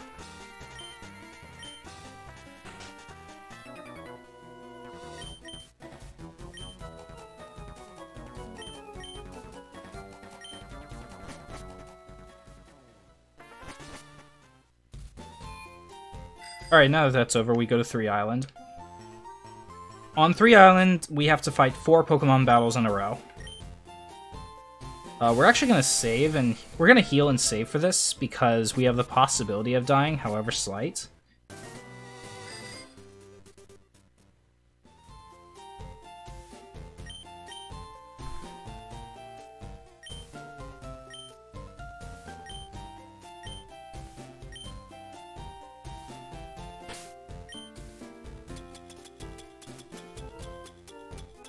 Potion.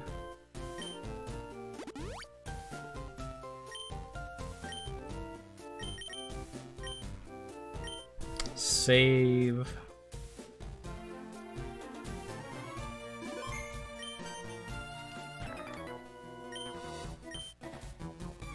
Alright, and now we start the fights. These first 3 are free. This first guy has a coughing and a Grimer, next guy has a coughing, third guy has a Grimer. Those are all easy. The final fight, Cue Ball Paxton. Even though his overworld sprite, he doesn't have a cue ball, he's got a mohawk like everybody else. He's got a Weezing and a Muk. The Weezing has a tendency to use self-destruct, so we can X special and take the damage and one-hit KO the Muk, hopefully.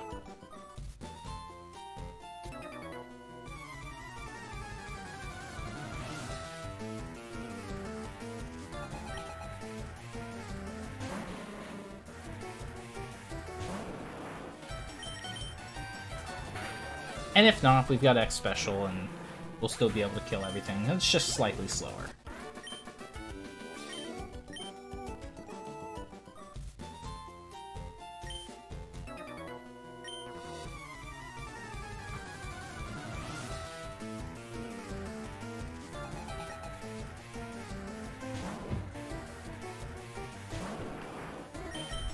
Nice thing in between these fights is the cursor resets to Surf, so I can just mash A through it.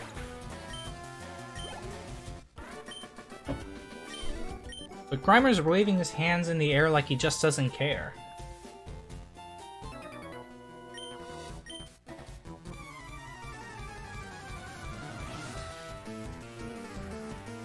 Alright, so here's the cue ball. Here's the Weezing. So we're gonna X special, and hopefully he'll explode. And not kill us. So that would be bad. Ah, we got Sledge instead. Rip. Alright, Surf still one-hit KOs, so... no big deal. Surf does not kill, we'll have to Water Pulse again. Minimize. Okay, we still hit. Good. Nice. It's a good emo pulse. Okay. Now we do our other shopping. Oop. Gotta sell first. We need money. So protein, iron, and carbos.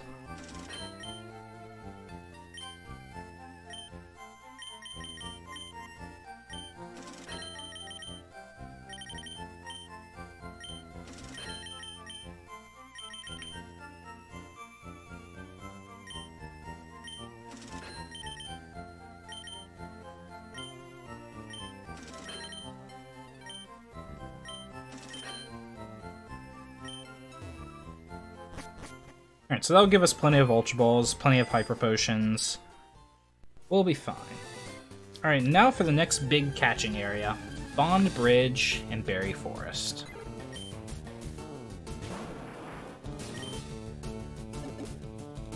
So we needed Blizzard for a required fight here. Otherwise, I would have kept Toxic for Pidgey and Pidgeotto and those guys, but Pidgey and Pidgeotto are pretty easy to catch without Toxic, so it's fine to skip over it.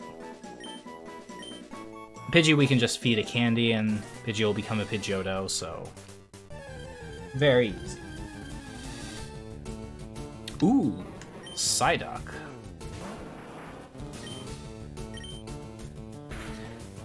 If you get a level 34 Psyduck, it can evolve into a Golduck, which is very convenient because you can then trade the Golduck for a Lickitung.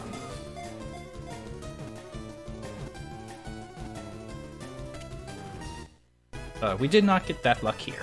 We could still catch a Golduck later, though. Psyduck's a 5%. The other 5% chance we want to see through here is Venonat. Venonat we can trade for Tangela. Alright, here's Oddish. Good. Oddish is another one that we can't Toxic, so we just gotta chuck an Ultra Ball at it. We can also catch its Evolution Gloom, which saves us a rare candy, so hopefully we'll encounter one later. So we're at like 41 effective Pokemon, so we're pretty good right now. Like, we've got like the key Pokemon through here. Oddish, Pidgey. We got Psyduck. We could use Meowth. Meowth we can still encounter in here. And then obviously Venonat. Alright, so against this fight, we have to use an X accuracy and Blizzard everything. This fight's annoying. Sweet Scent's fine. Sleep Powder would have been the most annoying thing because I would have to use Poké-Flute. And Poké-Flute is slow. I don't have any Awakenings, I don't have my spare Chesto Berry anymore. So not getting Slept there was good. In the original route for this, you would have Zapdos, and you would just Drill Peck these pokes. But no Drill Pecks, so we gotta live with Blizzard. Oh yeah, I can explain my Dex counter again. So the Dex counter, pretty simple. Black means I've caught it. Red means I've caught something that leads into it. Either it evolves or it trades, something like that. Blue means it's something I'm going to catch. And white means those are Pokemon that I can still catch in the run. Some of them I've passed over, like Jigglypuff. I'm not going to be going back and getting Jigglypuff. But it's there, because I could have caught it earlier. Alright, so Pidgeotto, you bite, hope it flinches. Good. Ultra Ball. Yeah, it's kind of a catch-em-all. We have to catch 60. We need the National Dex.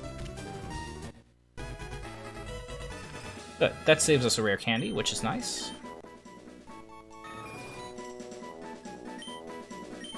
Actually, catching the Nidorino means catching that extra Nidoran was unnecessary, but yeah, whatever.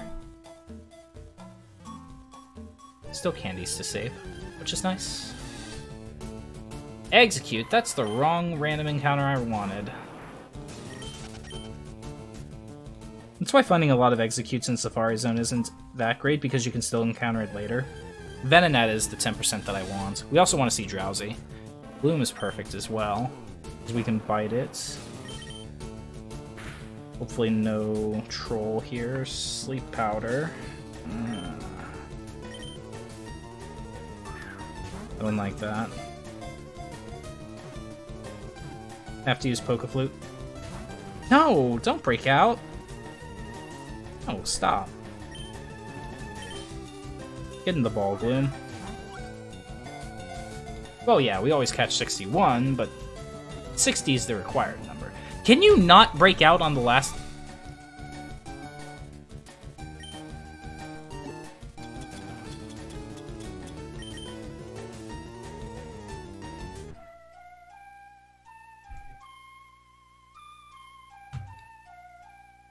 Welcome to FireRed Round 2. Are you...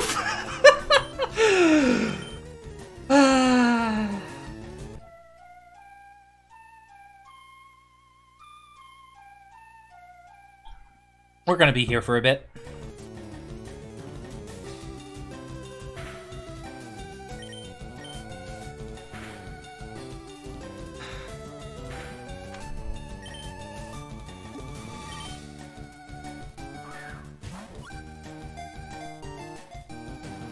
Please get in.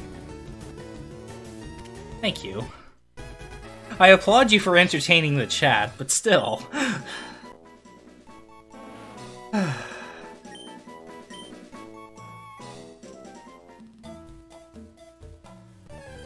Anyway.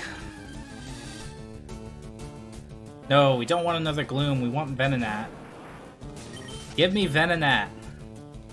Be nice to me. You were just so mean to me. Give me Venonat. Or Drowsy. I'll take Drowsy too. Okay, Drowsy.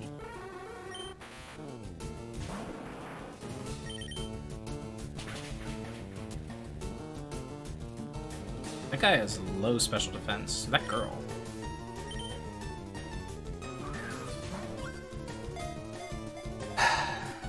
Yeah, that first try Gloom. Very nice.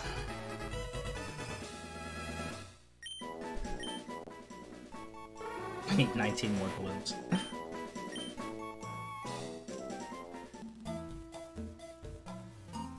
Fortunately, there's nothing that can troll us as much now.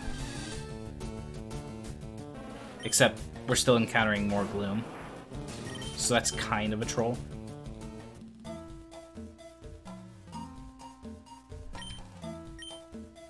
Alright, so here's Lustel. We're forced to encounter a Hypno here. We're gonna try to catch it. I'm gonna give it 2 Ultra Balls to get in.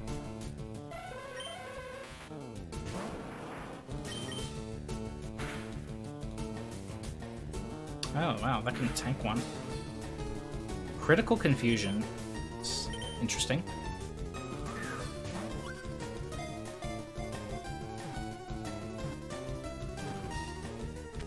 Yay! Good. Something went right for once. Cool, Hypno. Can I skip the Hypno fight? No. You have to encounter the Hypno. Alan, Quay, you're gonna have to fight Cosmo for that. Alright, so by saving Lustel, we actually get teleported to 2 Island, which is nice.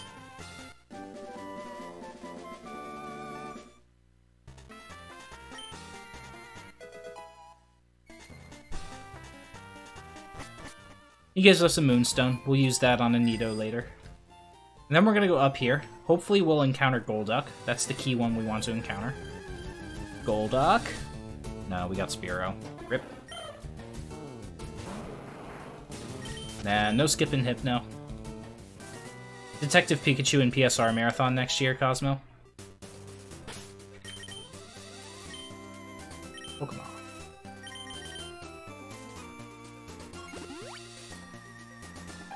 We'll just bop Cosmo to 3rd place. Exactly. That's what you gotta do. You gotta put in the time.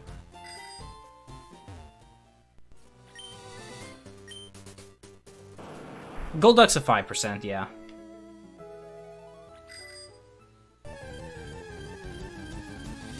Alright, so here we want Ponyta.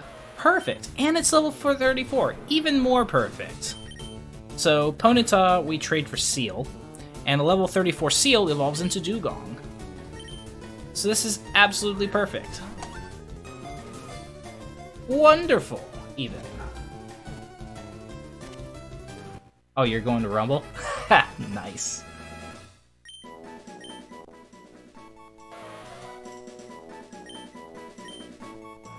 Still got a lot of pokes I need to get, though.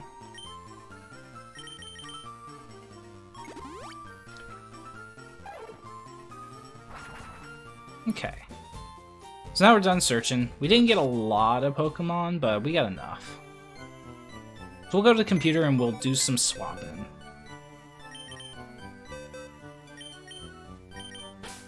Oh, no, we don't want Nido, we want Pika.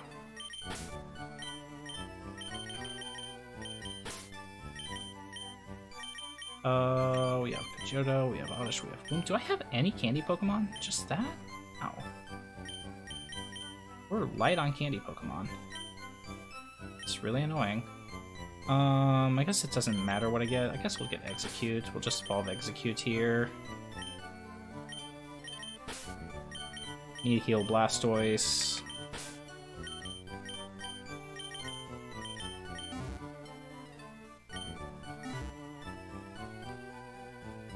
Okay.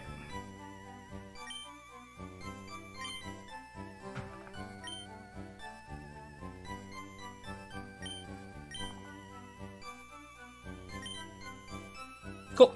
And that's the end of Sevi Islands 1. We'll be back after the Elite Four.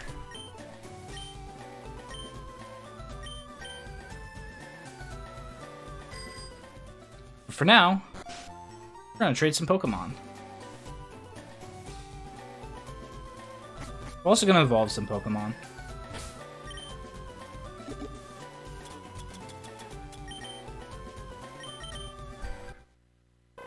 Alright. So because it's convenient, we're just evolving and Execute here. We had an open party slot. There was no reason for us not. So we'll get Execute, Pikachu, Electrode, Dugong, or Seal, who will evolve into Dugong later. And then we'll get Ammonite and Aerodactyl. Brings us to 48. Oop. It's 2 down. Which is nice. Yeah, there should be a colors command. I'll probably have to make that if my chat gets super busy one day. Yep. Red essentially is I've got something that'll lead into it. So like I've got a Seal, I'll evolve it to Dugong. That sort of thing.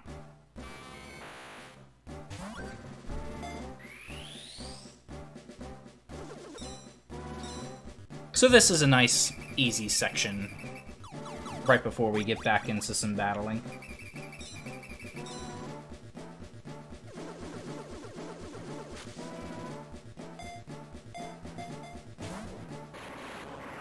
And now we get to also try and figure out, like, what's our strategy going into the next section.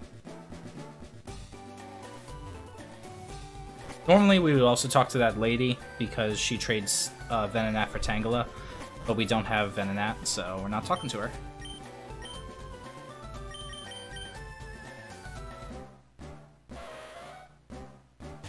Good streamer always answers the same questions 1,000 times a day. I mean, it's good when you're small.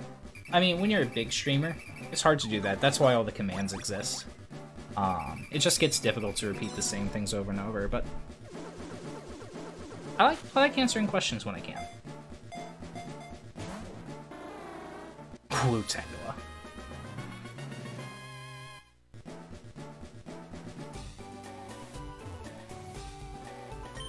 Alright, this guy moves around a lot.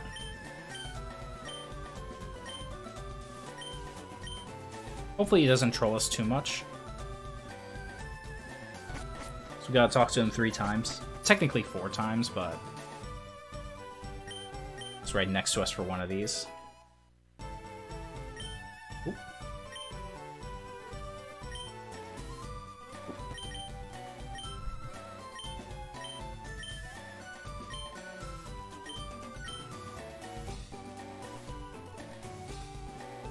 There we go. Best commands are mean commands.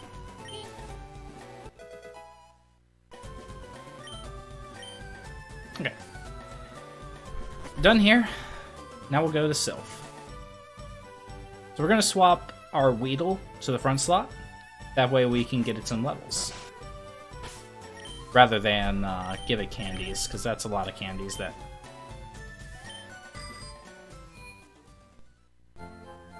How did I do that?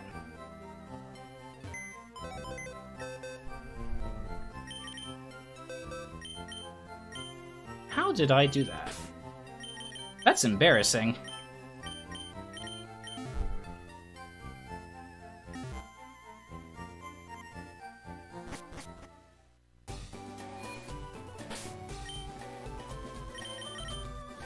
Nothing to see here. You didn't see that, Kappa?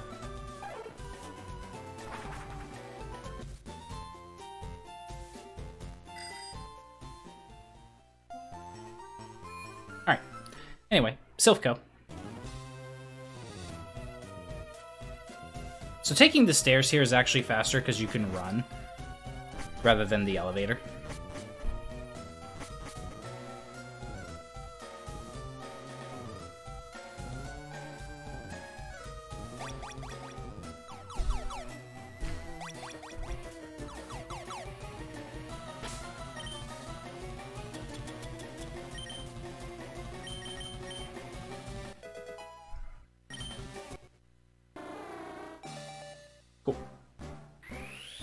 We evolve Seal here because we have to bag manip this spinner.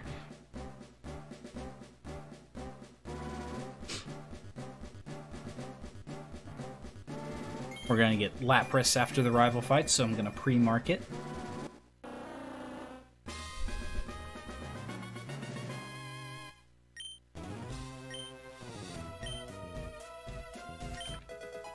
Get the card key here.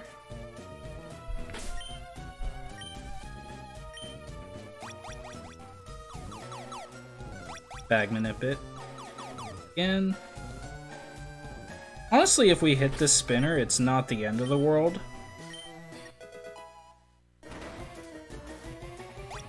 It gives us the same experience for Weedle, so it's not a giant deal. It's just an extra fight that we don't have to take. Alright, I'm saving here because a Gen 3 miss is run over.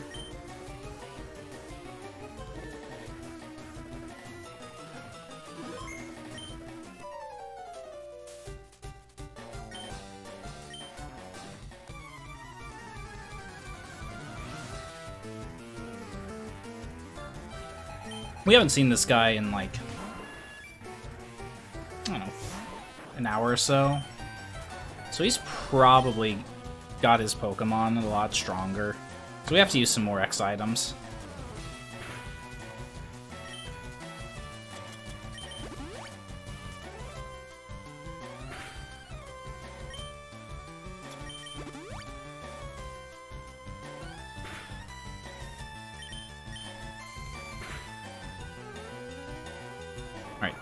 So Surf the Pidgeot after an X Accuracy and an X Special. And then we sit through Weedle evolving. Weedle will evolve to level 8, so he'll skip the Harden learning, which is a nice thing.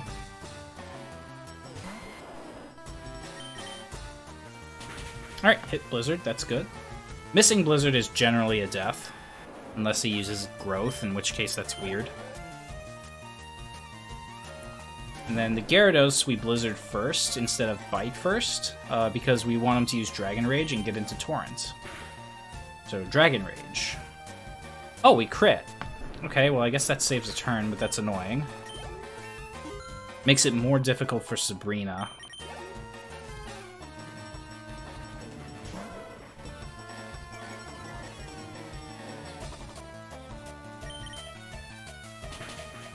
So, Pulse, Growlithe, and Surf Alakazam. If we got Torrent out, from the Gyarados, we could Water Pulse the Alakazam as well, but we have to Surf.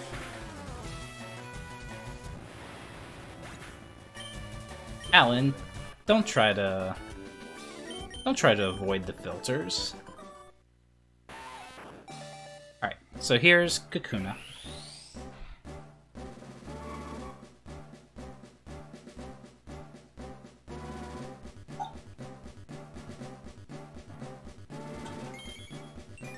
Still cool. Burmist was definitely a good call.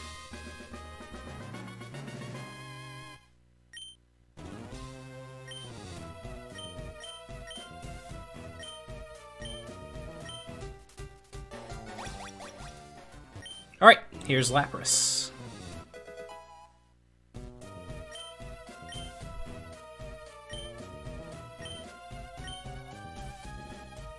We're not going to use Lapras for a Lift Across Water. We have Blastoise for that. Lapras is still a cool poke, though. So we get Beedrill off of this fight. I'm not going to get Torrent off of this fight, but I hope that Cubone will use Bone Meringue. Sometimes it can use Leer or Rage, and both those are annoying. Or Focus Energy. Boo. Not having Torrent before Sabrina means I have to do some interesting strategies.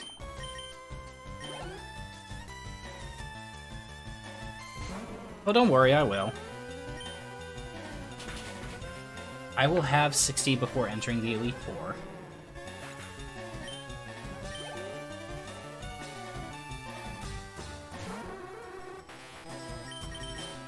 Nope. Zapdos... No. Yeah, Zapdos Chardos uses Lapras for Surf. And Strength. I'm pretty sure.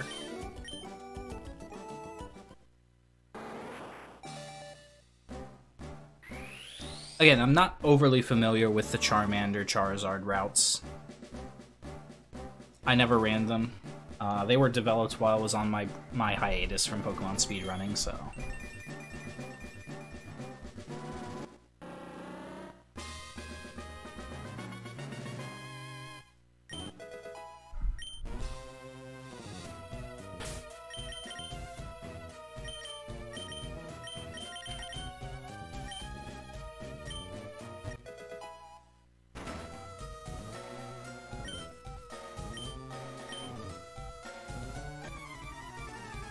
Alright, so here's Giovanni 2. It's much less threatening than Giovanni 1. And then Giovanni 3 is much less threatening than either of them. So we're going to use the next special here. And Horn Attack does not do a lot of damage, but that's fine. And then we Surf, Water Pulse.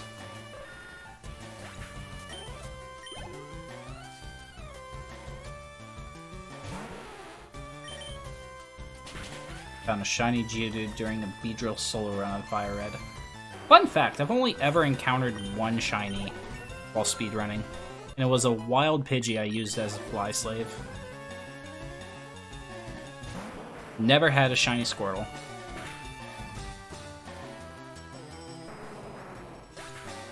No fake out from the Kangaskhan, that's pretty unfortunate. Dang, we're not gonna take damage.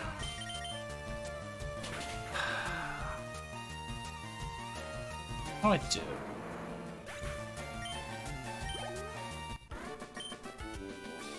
I guess I set up on Kadabra?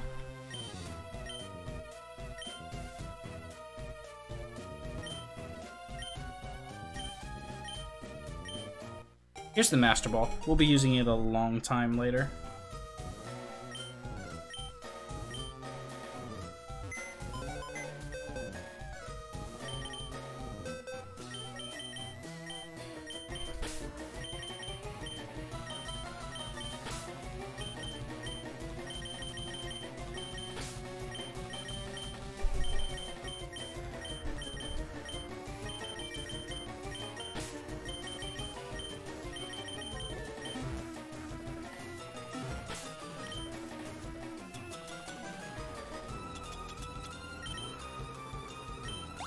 Escape rope out.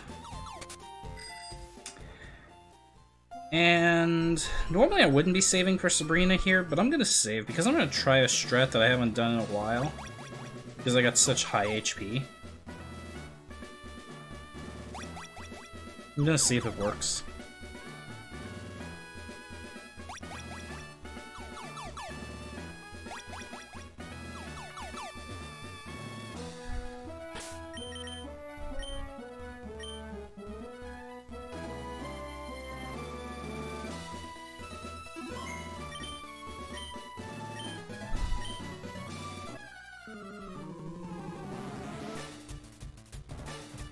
Remember watching Worcester run away from a shiny Leon in a speedrun once?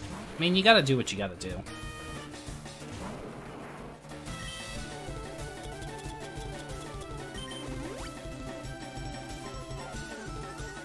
Yeah. Knew I was gonna do this.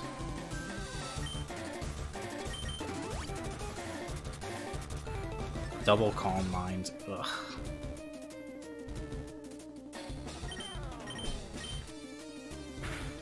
How terrible. Wow, triple Calm Mind. I'm not even gonna get hit. That's so lame. Yeah, good thing I did this strat. Pretty sure I would have gotten really screwed over. Dang. That's slow, but we got in here.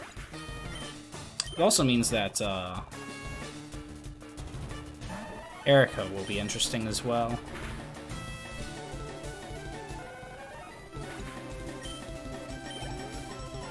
Free marking Eevee and Flareon, because I'll be getting them pretty soon too.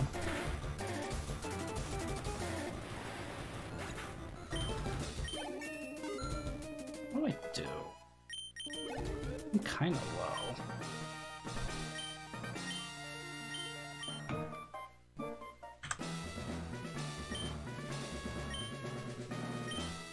So I'm low on Pokemon, kinda.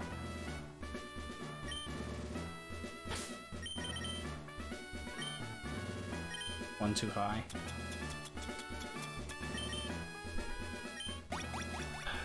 Gotta catch a lot of Pokemon, so where am I gonna get them?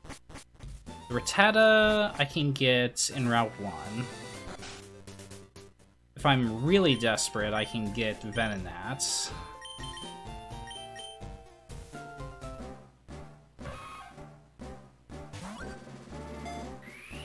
So we got, let's see, we got Zubat, we got Geodude, we got Machop, we got Ekans, Mankey, Rattata. Those are all the reasonable ones. That's a lot of candies. I have to do a lot of catching. We're actually really low on Pokemon. More low than I thought we were.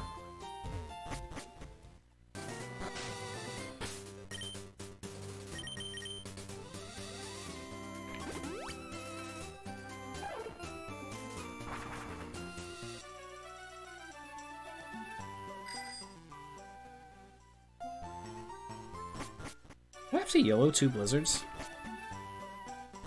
I have to YOLO 2 blizzards. Oh, that's super annoying.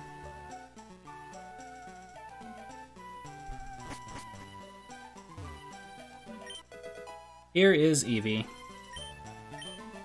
It's just sitting here on the desk, ready for the taking.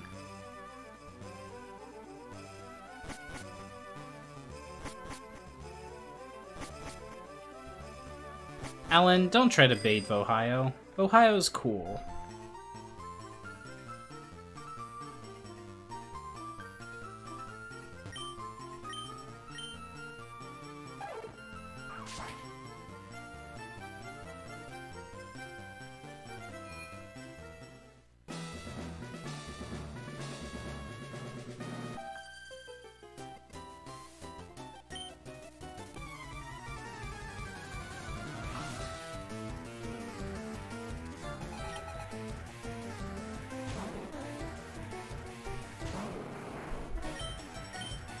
Alright, chat.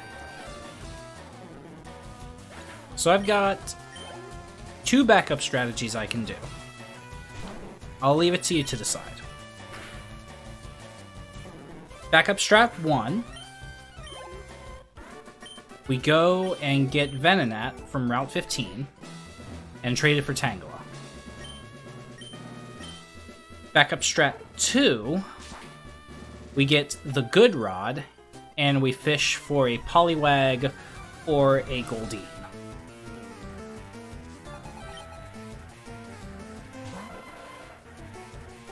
What do you think?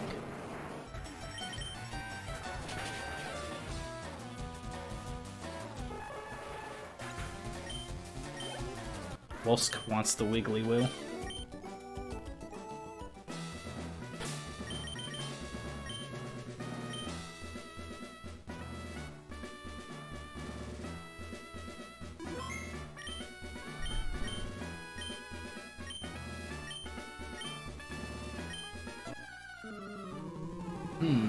Seeing a tough fight here. Seems to be leaning towards fishing.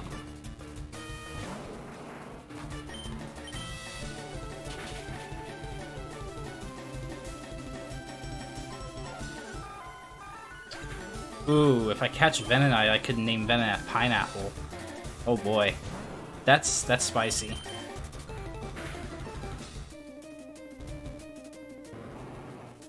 Actually, I don't think I have enough characters for Pineapple. Not sure. Okay, good. We got the yellow lizards.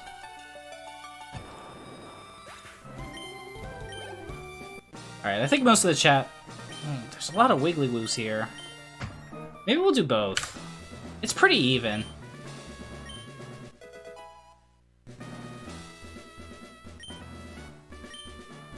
We'll do... You know what? Just for you, chat, we're gonna do both. It's a little bit slow, but we'll be fine.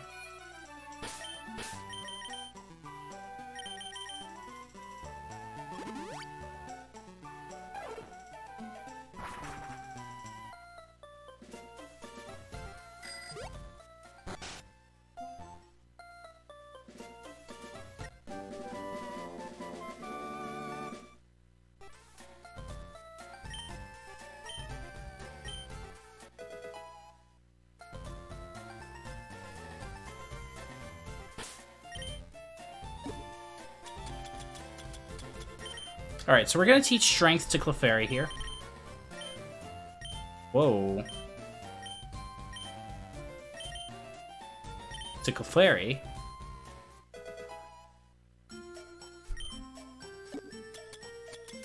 And then use a rare candy on Miss Nido here. And we get to clear out all of our moon Pokemon now.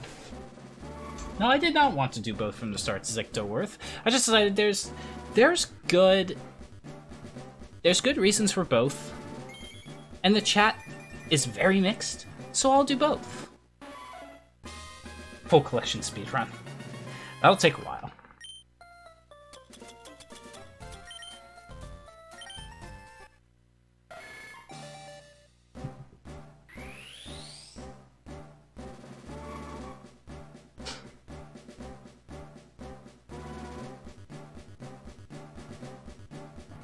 Oh wait, now we're just gonna evolve some pokes and I'm resting my hands.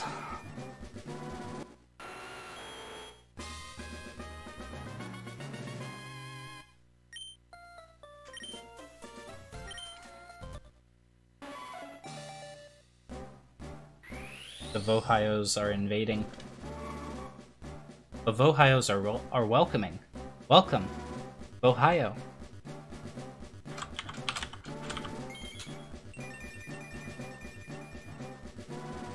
Yes, Jamal, that was salad, if I recall correctly. Yeah, it took a long time.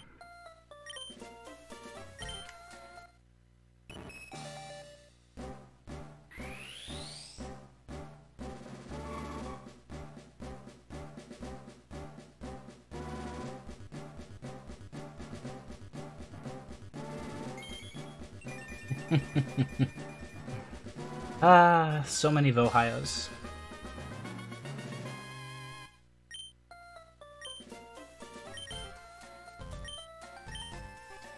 Anyway, here's a rare candy. Very conveniently placed one for us. Alright, let's get the good rod. Let's go fishing.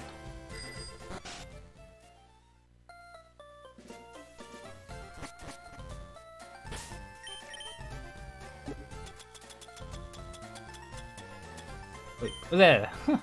I walked right past the good rod. I just went there assuming I already had it. Good job, me. There's the good rod.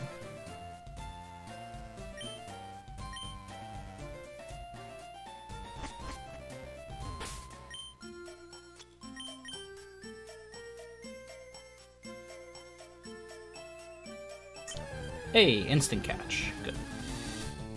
Goldeen!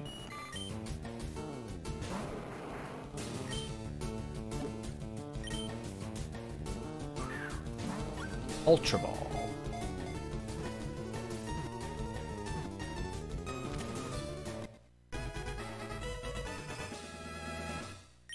What about Gooder Rod?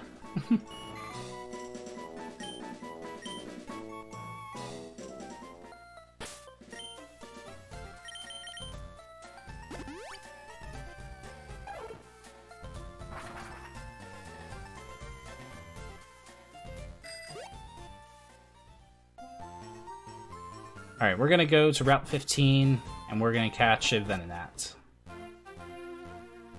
We're gonna trade ourselves a Wigglywood. Not a Pidgeotto.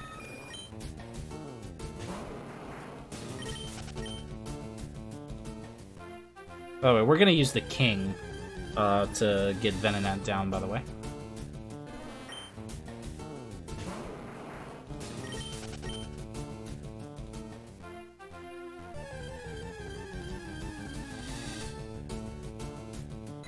Whoa. Actually, there's another Pokemon that we can catch here, but it's a 5%. Hopefully we'll get Venonat before we get that Pokemon. Can we?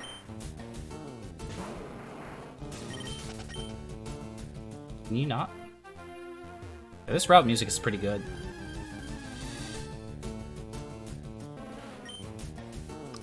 %, by the way.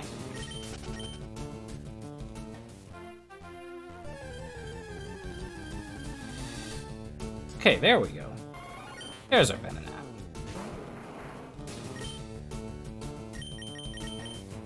Alright, so we'll send in the King.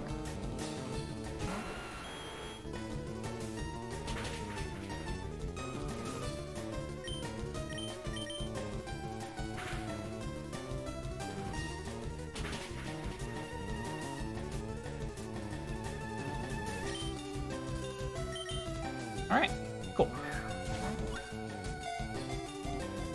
We'll have to fly to trade, but that's fine. 3. Yeah, we'll be fine.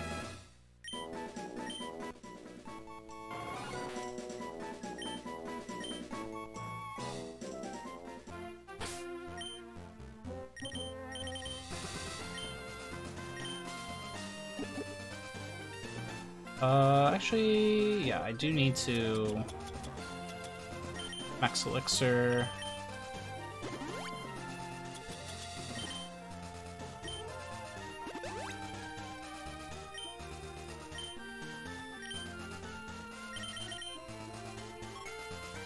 Alright, and now we fly to Viridian, and we go for the final gym.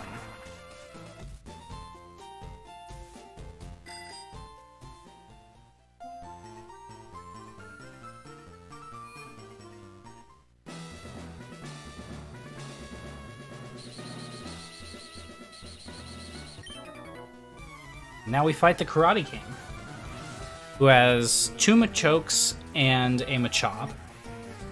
The Machokes are ranges.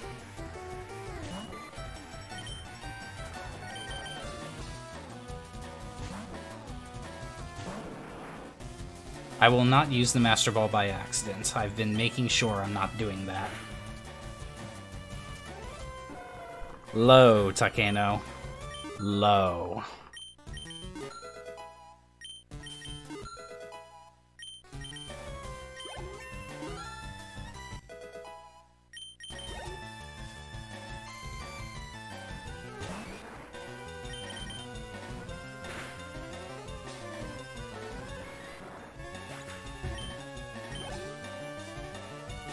Oh, nobody updated the world record bot.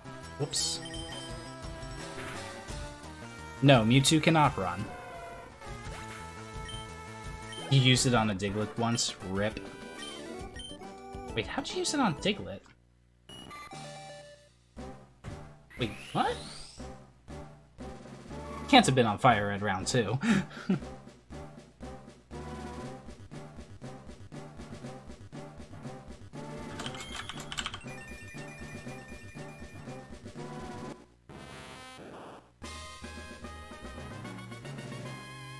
Metapod.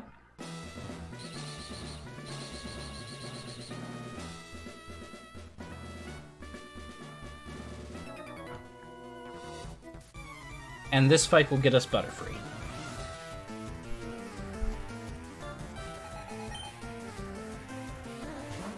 Oh, on the Zapdos route.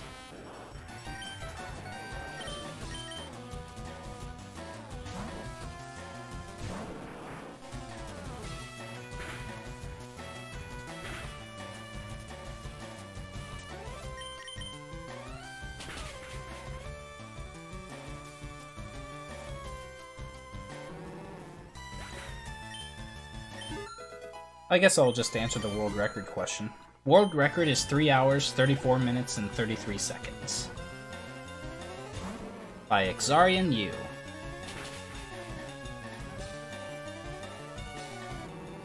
It is a really, really good run. It has probably the best catch luck you'll ever see, except at the beginning. The beginning was bad catch luck, kinda, sorta. It was okay. It was actually fairly decent. It was the encounter luck that was bad at the start. Plus he had some questionable fights early, but his late game was tremendous.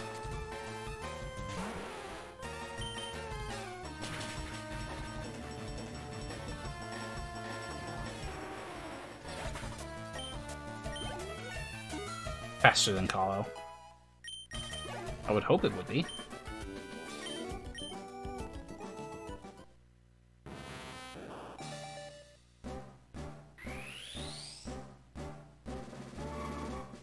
Alright, there's Butterfree.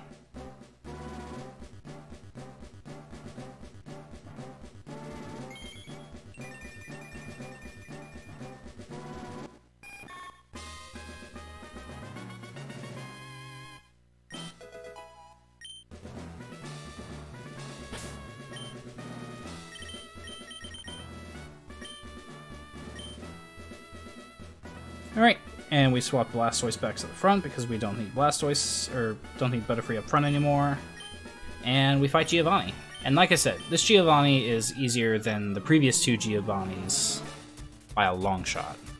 And part of that reason is Giovanni doesn't have Kangaskhan. Kangaskhan is super annoying.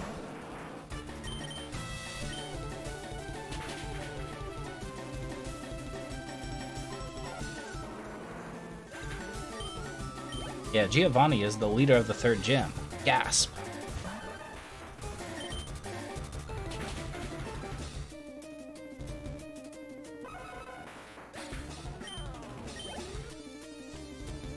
Yeah, we got some more catching to do.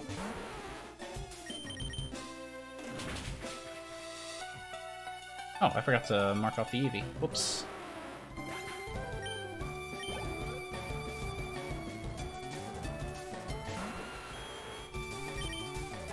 This is glitchless. We are doing a special objective. We are going to beat the Elite Four twice. Specifically, beat the Elite Four in round 2 with their upgraded forms.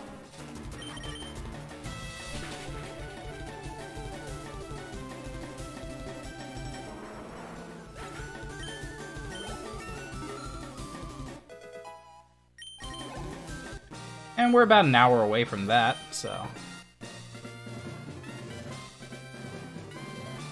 That search for Venonat took a while.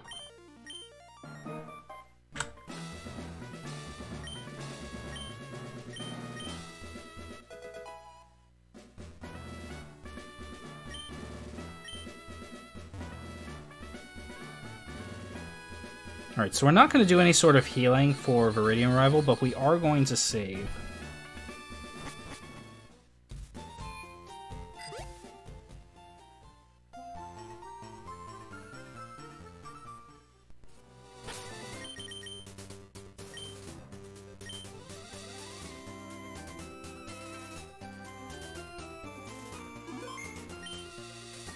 Once again, because Gen 3 misses are a thing.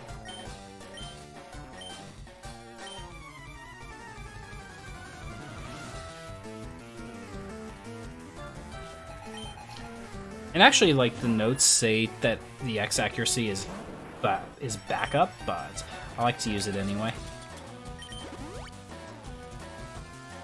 Just in case. 2...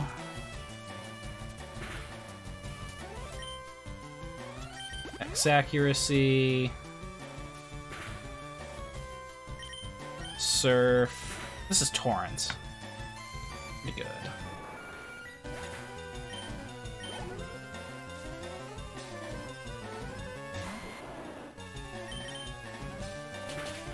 Alright, good. We hit it.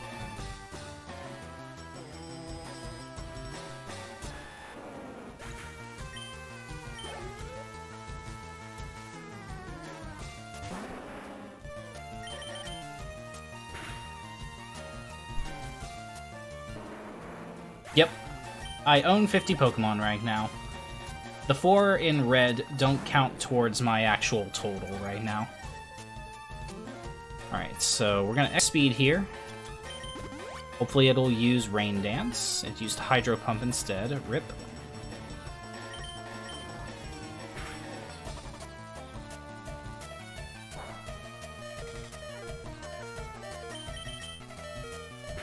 Double Hydro Pump.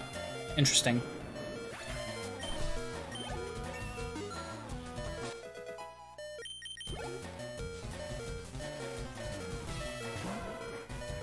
Rhyhorns are crunchy.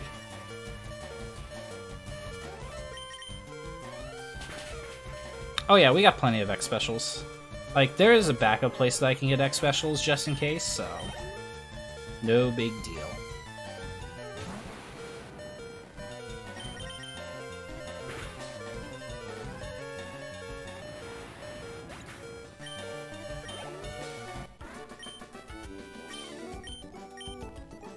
Okay, cool.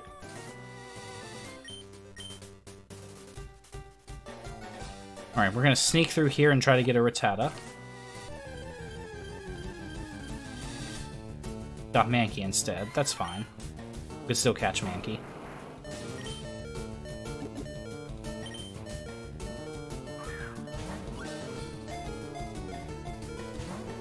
Dude, can we not?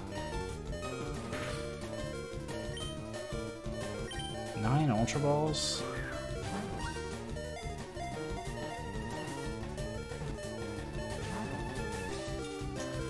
Okay. This guy wants to play hardball.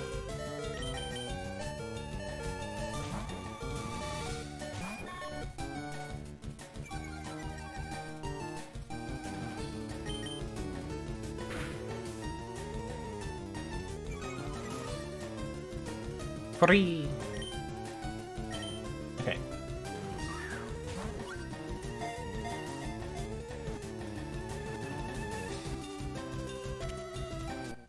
Okay, that's better. Now I just need 3 of these 4 Pokemon. It's pretty simple.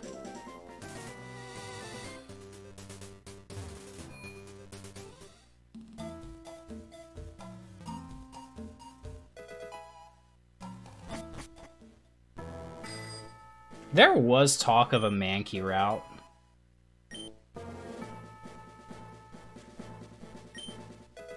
But you'd need, like, plus special attack and such.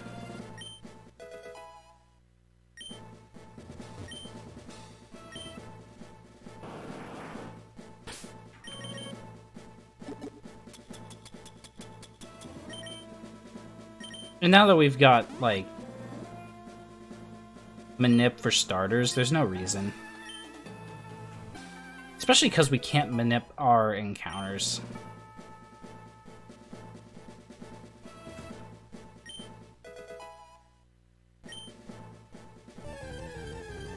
Alright, here's a Psyduck.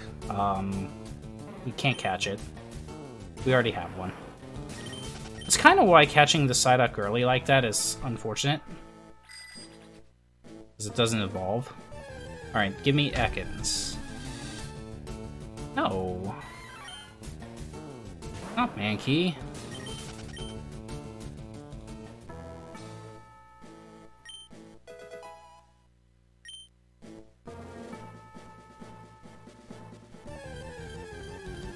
Ekans or Fearow? Okay, Fearow's good.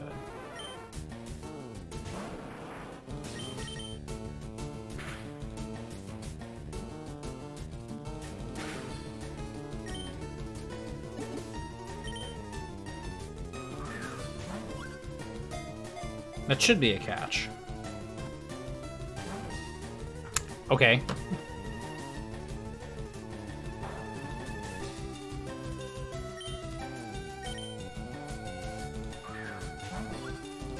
Come on, get in the ball. Good.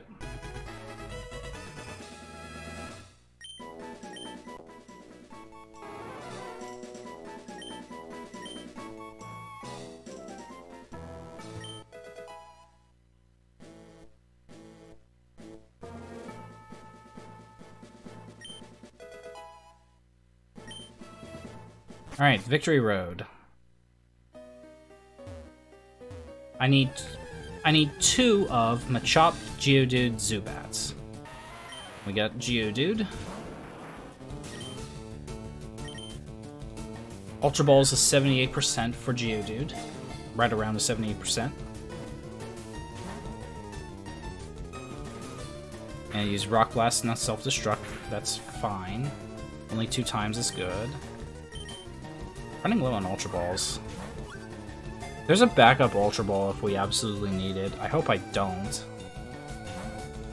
Dude, can we not? Ah!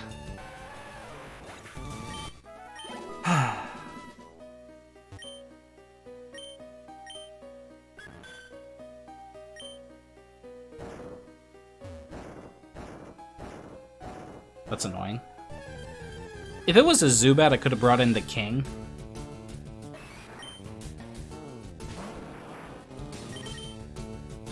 But it was a Geodude, so it wouldn't have done anything. Machop we can just bite, though, so there's no issues with Machop.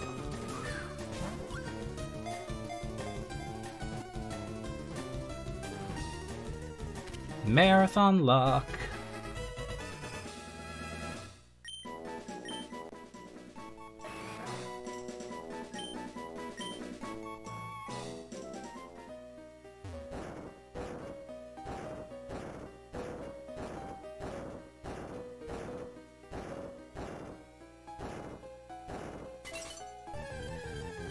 Alright, Zubat. Golbat.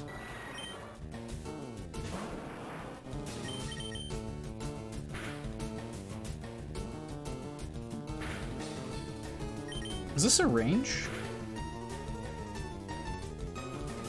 Don't hurt yourself in confusion. Oh, we both came confused. Nice.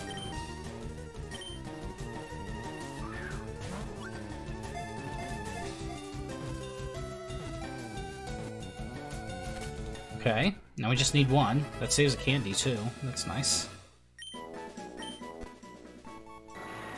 Yeah, I need all the Pokemon to get 60 for the post-game.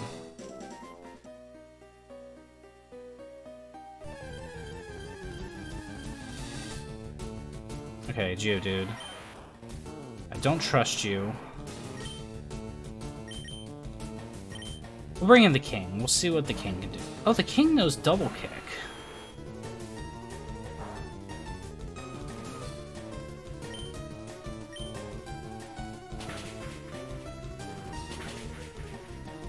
I forgot that he knows Double Kick.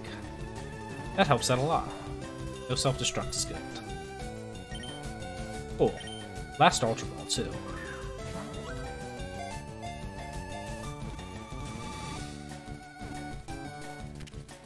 Nice. I should have just done that earlier. Would have been much cleaner.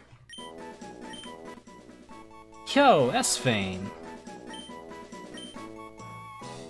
This gentleman is the reason this route exists.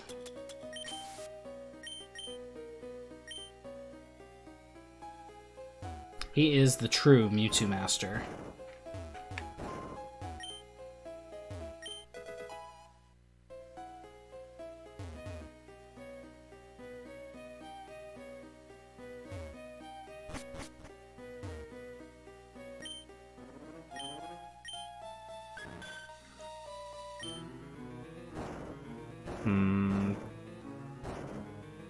That Golbat made the Venonat not necessary.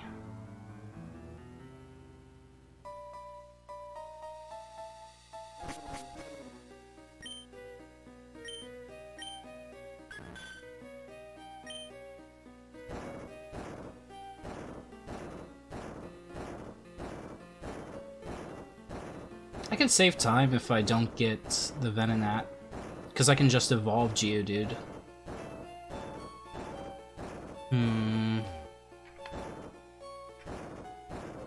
Chat wants their Wiggly-Woo, though.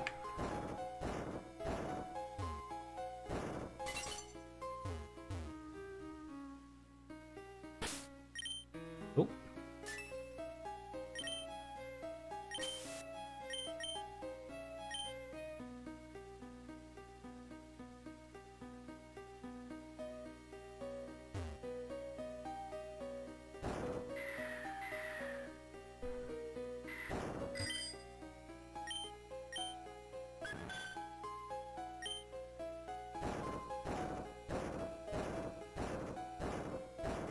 Hmm.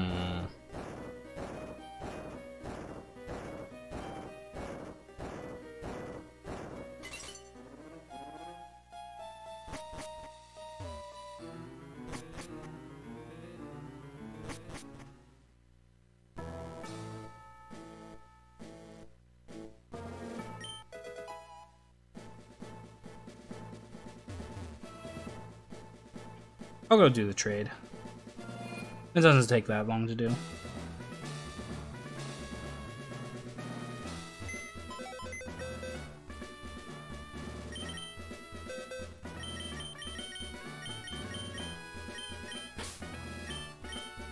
Okay, Growlithe. Venonat. I'll put it in slot 1. Bloom.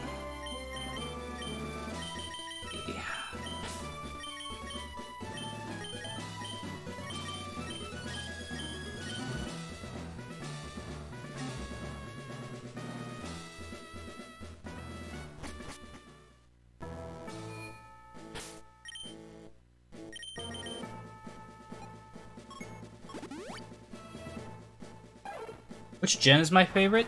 I like Gen 3 the best.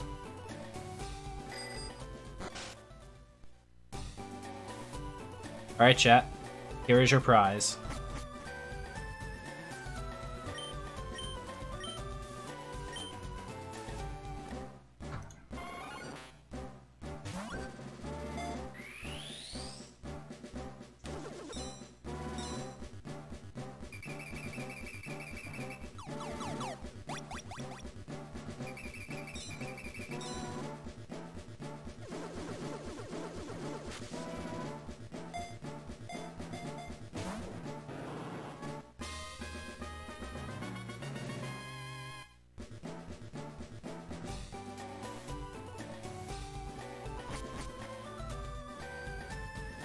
Alright, there we go.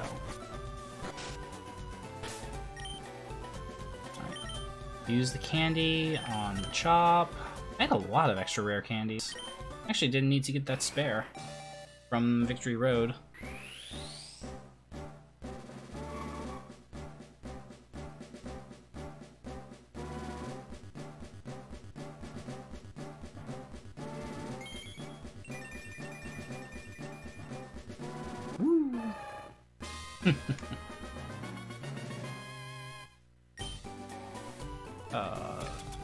Leaf stone. Oop.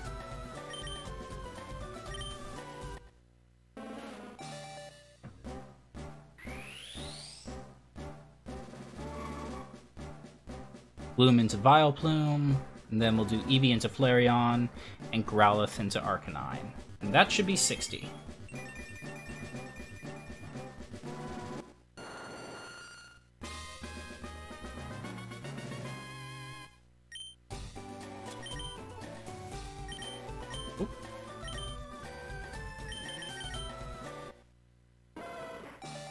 I did up left instead of just up. Pressing B makes evolving faster. Thinking.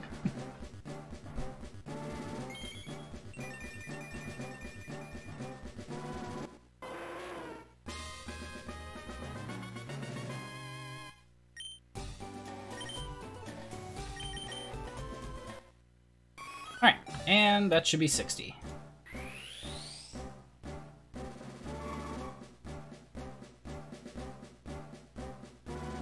And we'll just flash the Pokedex in order to confirm that, and then we'll fly back to the Indigo Plateau and take care of business.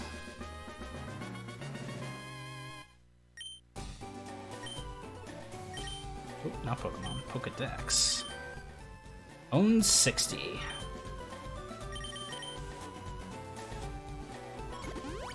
Cool.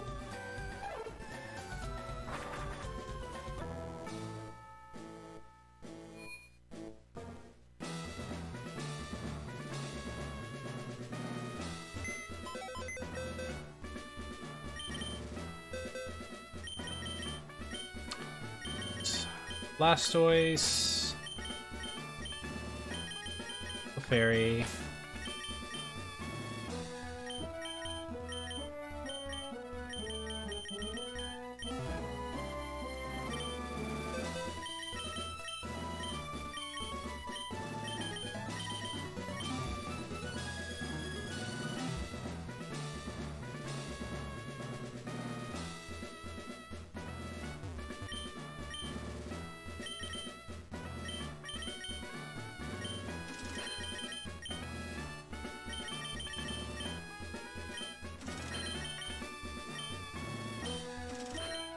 Alright, some last minute shopping, buying full restores, max repels for round 2, Sevi Islands, and an extra revive, just in case. Give the black glasses to Blastoise. Use a rare candy. Save because this fight can go sideways.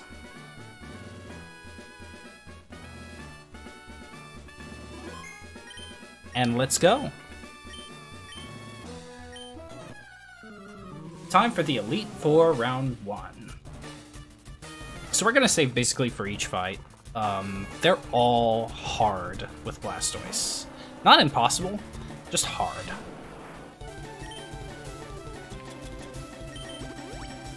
We got set up 4X specials on this Dugong. Turn 1 Safeguard is fine. Turn 2 Hail is okay. I wish it was turn 1, but I can live with that. This fight is the reason we have Bite, by the way. Bite and Black classes are specifically for this fight.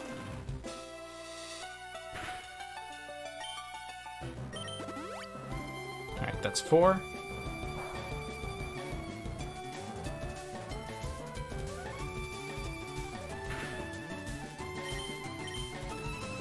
With 4, we double Bite Dugong. No flinch, that sucks. That means we might have to heal on Lapras.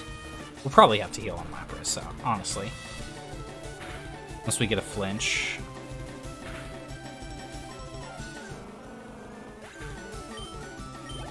I believe that the Hail has 1 more turn to go for it.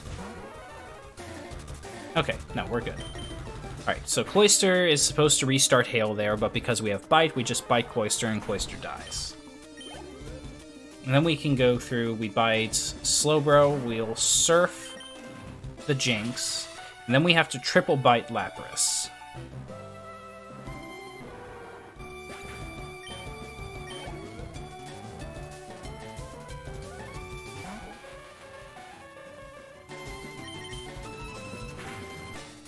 And hopefully one of the first one will be a flinch. If the first one's a flinch, that's like perfect. If not, then we have to heal, and it's just annoying.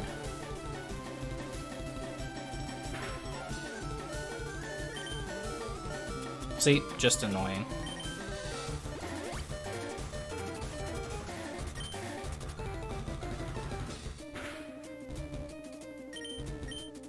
Alright, now I don't want to flinch.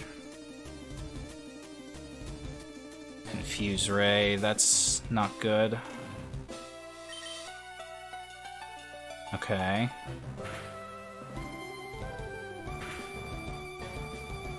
Wow, and we got paralyzed. That's so unlucky. Ah. Dang. We're at a really high HP now.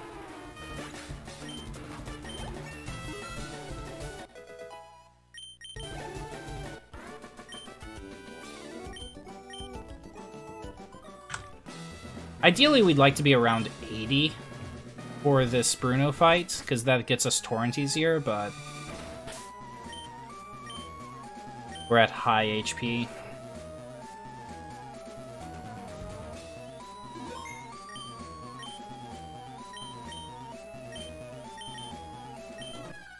So the idea with the Bruno fight is to get Onyx to knock us into Torrent fast. So hopefully he'll use an Earthquake in here somewhere instead of just spamming Rock Tomb.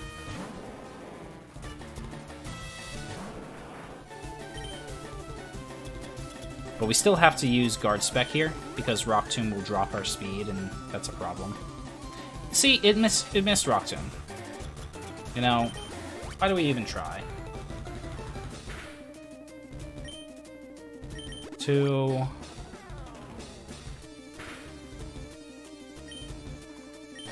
Three, critical Rock Tomb. Okay, didn't get it.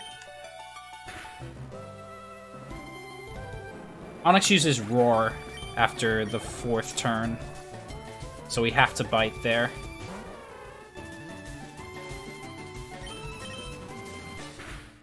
Dang.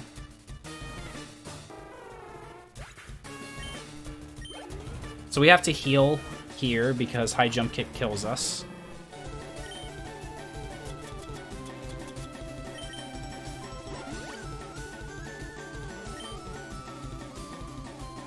Oh, there's Mega Kick. And he missed. Wow, what a jerk.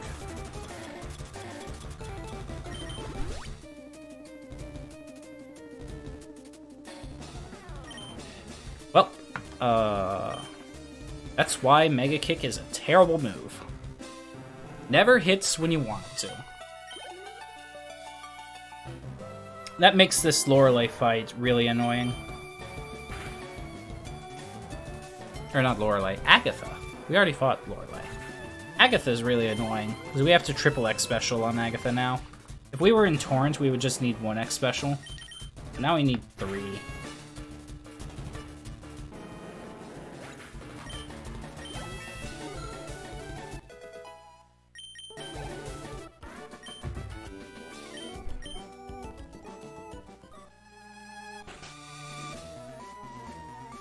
I hate trying to bonk off of that. I probably actually don't have to save for Agatha, but just in case.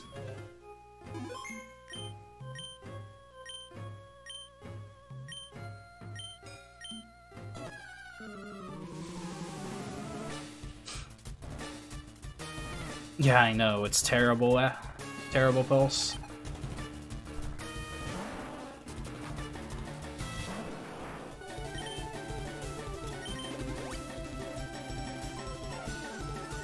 Plus, we gotta deal with double team, which is the actual problem.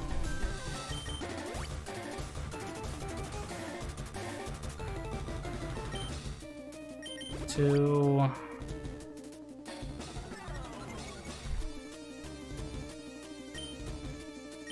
Three. That at least makes the full restore worth it.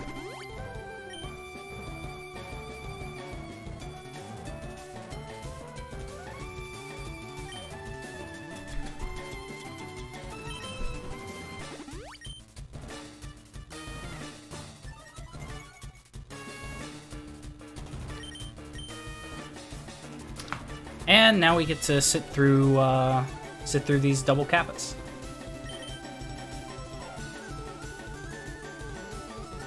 Because this fight is dumb. This fight is really dumb. Fortunately, I do have extra serfs to work with. So it's like, I just have to get lucky.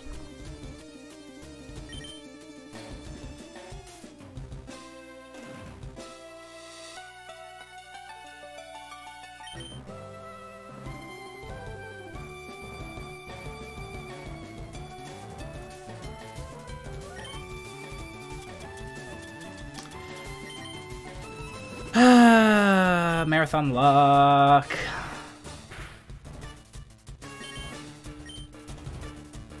Okay, I gotta use my ether now.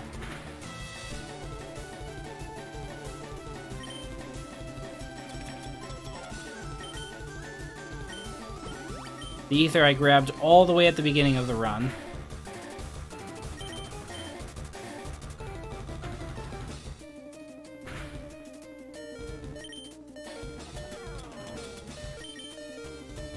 This is probably the worst Agatha fight I've ever had. Not gonna lie. Wow, these crits. I should probably just reset this.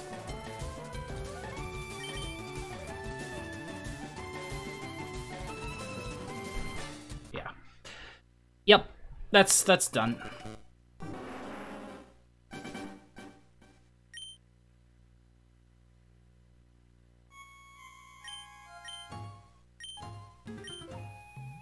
The reason we don't X accuracy is because we need the X accuracy in the next 2 fights. Like, we don't have a spare X accuracy.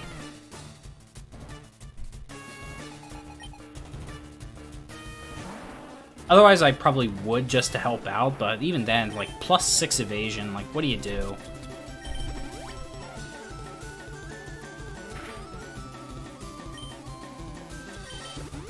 One. Keep shadow punching. No.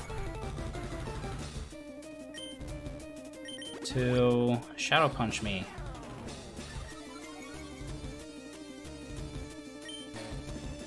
3, punch me.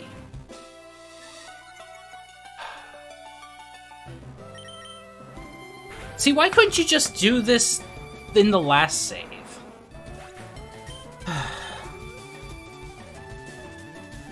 Okay, that happened.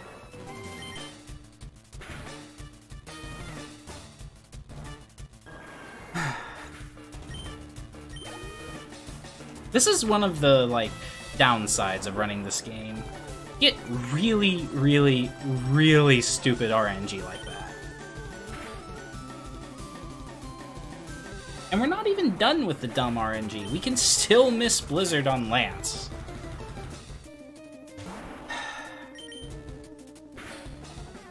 Yeah, these moves are really dumb.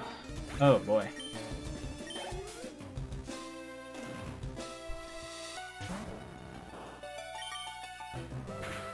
Like I said at the beginning of the stream, Sand Attack, Double Team, Smoke Screen, Withdraw. Top 4 worst moves.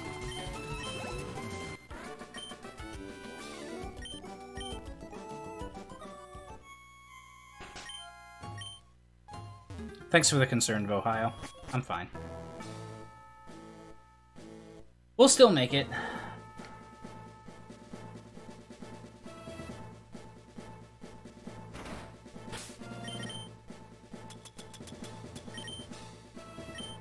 I could've just supered. Whatever.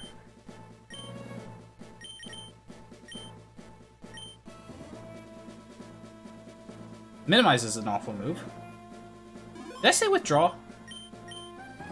Withdraw's not good. But minimize is the one that I meant to say. I don't know why I said withdraw. That's dumb. Oh, I know why. Because it's 2 o'clock in the morning.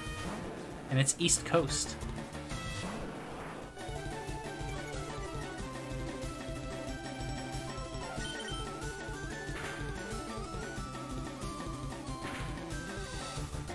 Wow, crit? Really? It's dumb. Alright, X accuracy and X special.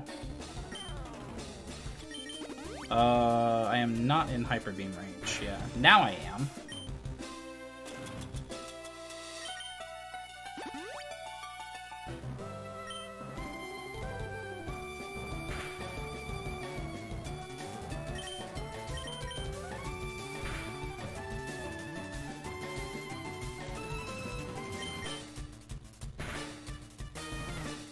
AM, you're cross-stitching? Nice. Amnesia in Gen 1 was awful, yeah. Alright.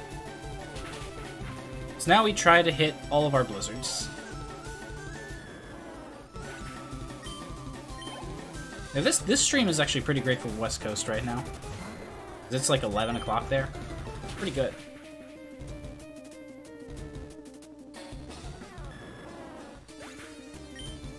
2 PM where Pillow Hugger is. Dang. It's like Singapore time.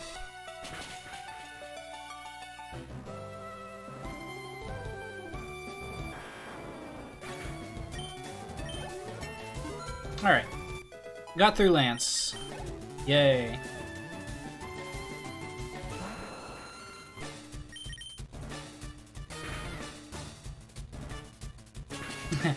Well, like, here's the thing. I have to hit 5 Blizzards Garnitrex in this run. Or in this fight. So it's like, I have spares in the others and I die, but it's like... This one, it's really bad if you miss. Alright, Lance down.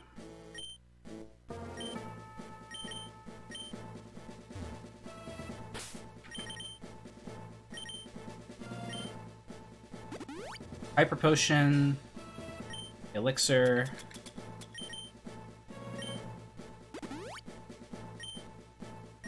Save.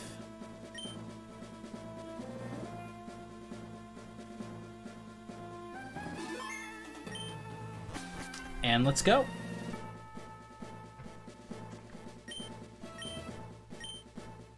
Just think, like, it's 2 AM, And we've still got another, like, 24 hours of Pokemon Speedrun Marathon to go. Like, this marathon has been very good. I'm really happy about this marathon.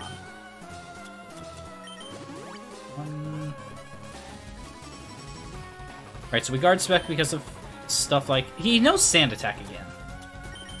By the way, Rival is a cheater. This Pidgeot knows Sand Attack, and he forgot it earlier. 1...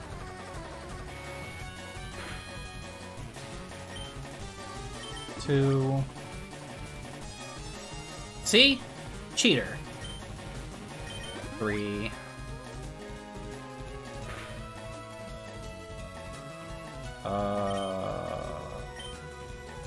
57... 150, 21... That's Torrent.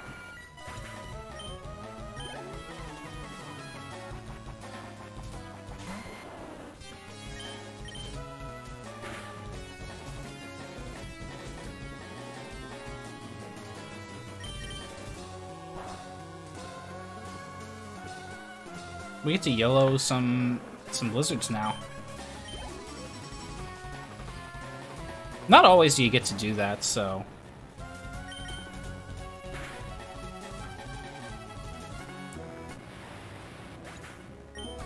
It's a nice risk reduction strat. Alright, we're out of Torrent now, though. We don't need it now. 20... 51. We're fine. All depends on what Gyarados does.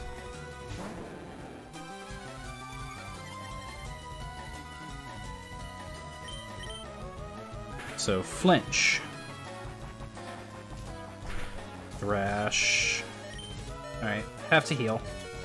Nothing I can get around that with, but he's locked into Thrash, so that's a positive.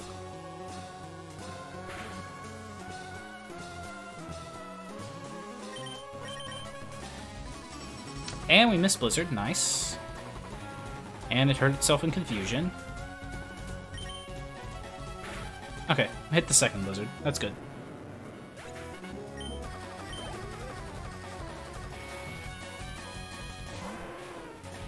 The only thing that Arcanine really does is Extreme Speed, and Extreme Speed can't kill me from here.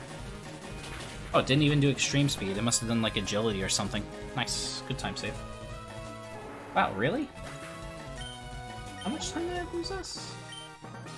Wow, that Agatha fight cost us, like, 3 minutes.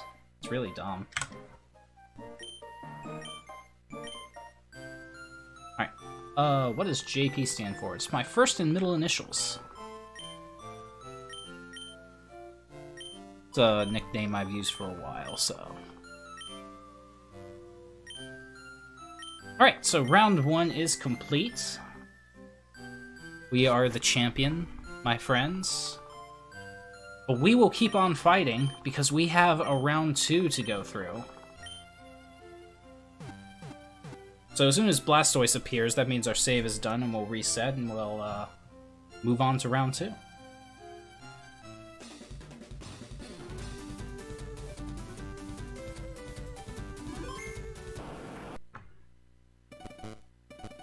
Don't forget to say hi, Mom.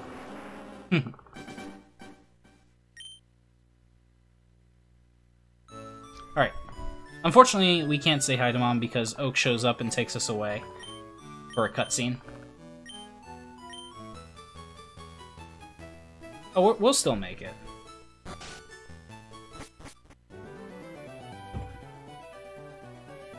And we go to round 3 and 4. That would be neat, but there's not.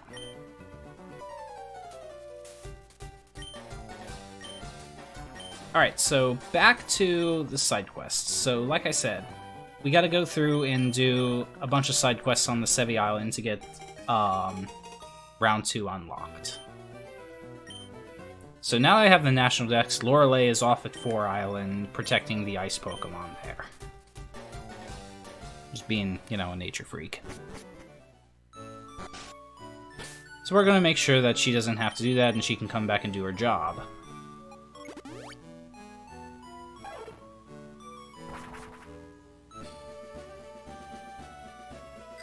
Yeah, as long as you're 60 before you complete the Elite Four, you're fine.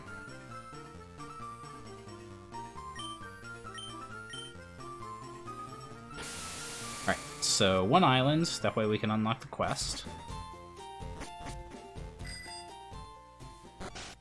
Well, side quest.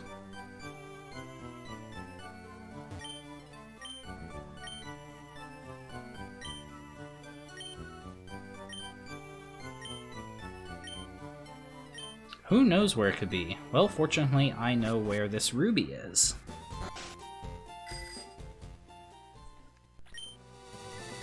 It's up north here. Wait, why did I have an... Oh, right, because I had the extra experience.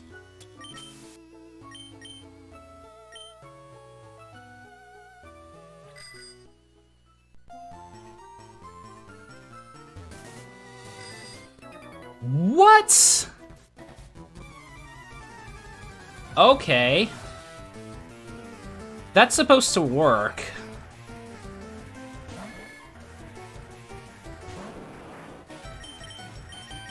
That's really annoying. That run-to-bike's supposed to be consistent.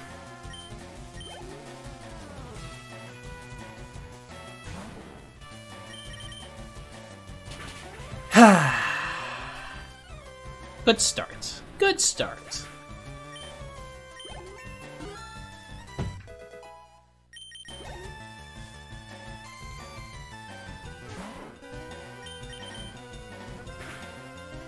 I have no idea if that surf kills or not. Or if water pulse kills. Probably did, but jeez. He wrecked me there. Those runners give me more trouble than that guy, so I was more worried about those runners.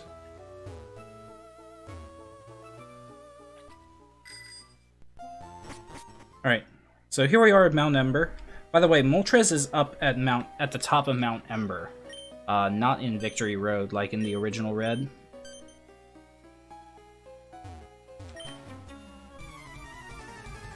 Articuno's still in the Seafoam Islands, but we don't go there. So they don't exist. Articuno doesn't exist in this run. Rip.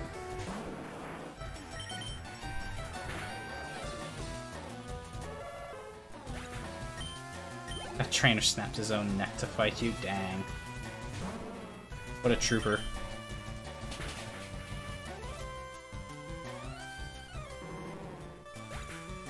Unfortunately, Moltres is too low level to be able to deal with the Elite Four. So we can't get Moltres.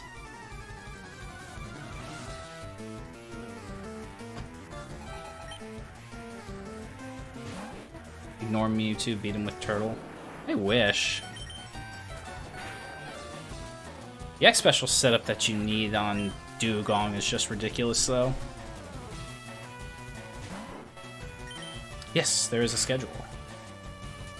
Volcano has provided it for you. Reminder, coming up next is Poke Park 2. Wonders Beyond. Personally, I have never seen a Poke Park speedrun, so that'll be interesting to watch.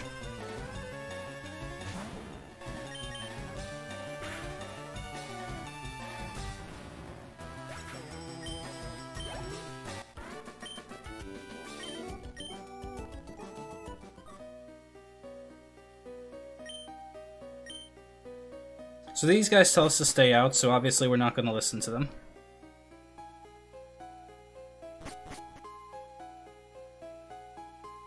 Because why would you listen to Team Rocket members?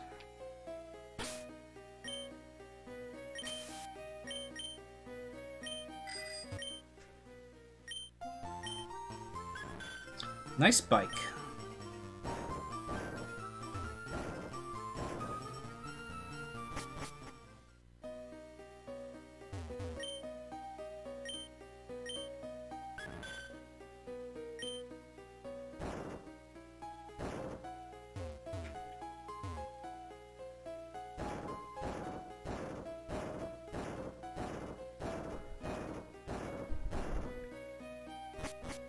Oh, it's by Deathline. I didn't actually write down in my notes who was doing it. So good luck, Deathline.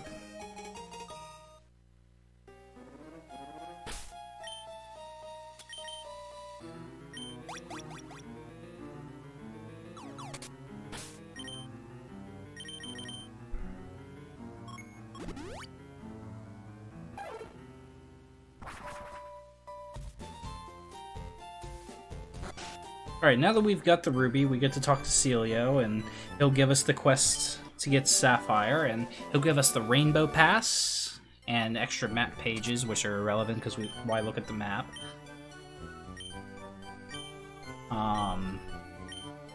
Incidentally, this also allows you to go into the last islands and catch some Johto Pokemon. So you get to encounter, like, Hoppips and Wobbuffets and all those Pokemon.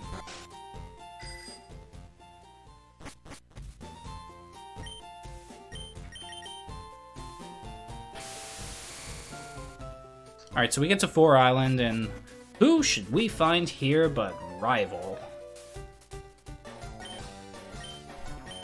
Because this guy always has to step on our eggshells. I don't think that actually makes any sense, but I said it anyway.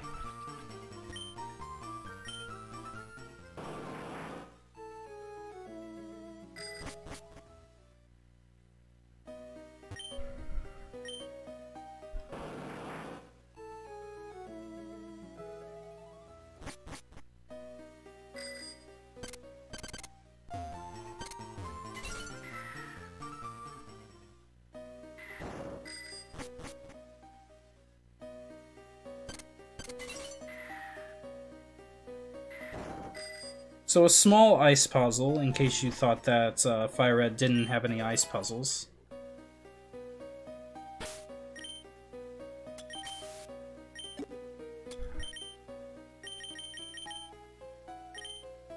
Teach Waterfall to Blastoise. We don't need Water Pulse anymore, so we can just drop it.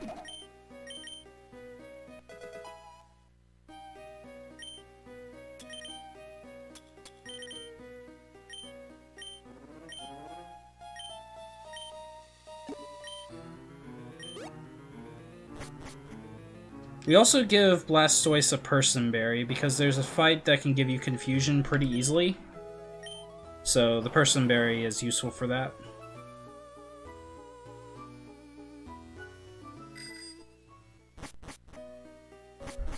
Anyway, here's Lorelei. This ice cave is why she's not at the Elite Four. So even though you help her clear all these rockets out, she still is, like, doing other stuff until you completely take care of the rockets. So we just gotta deal with it.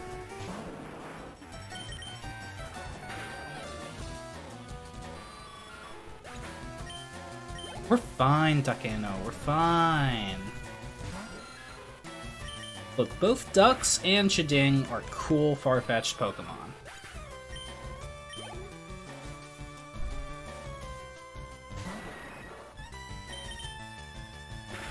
Yeah, this is the extra content for FireRed, so going through and doing this is actually pretty okay.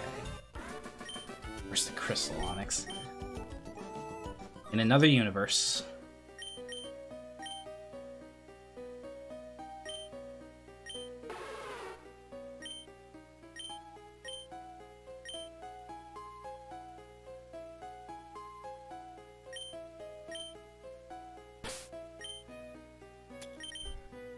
Alright, so we escape rope out, and then we fly to 4 Island because that's faster.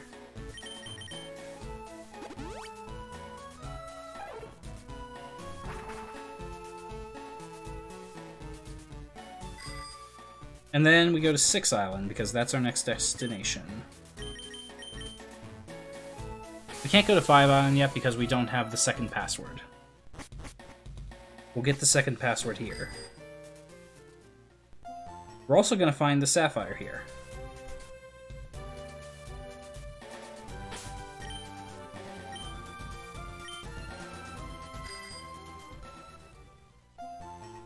We got that run into bike, which is good.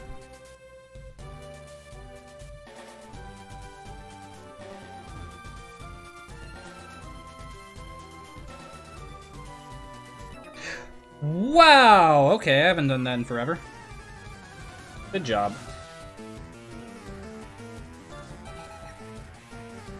Good thing this guy's easy.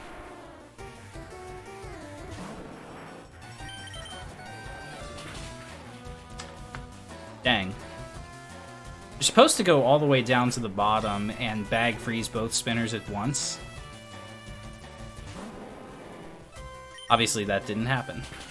I went one tile too far and got riggedy wrecked.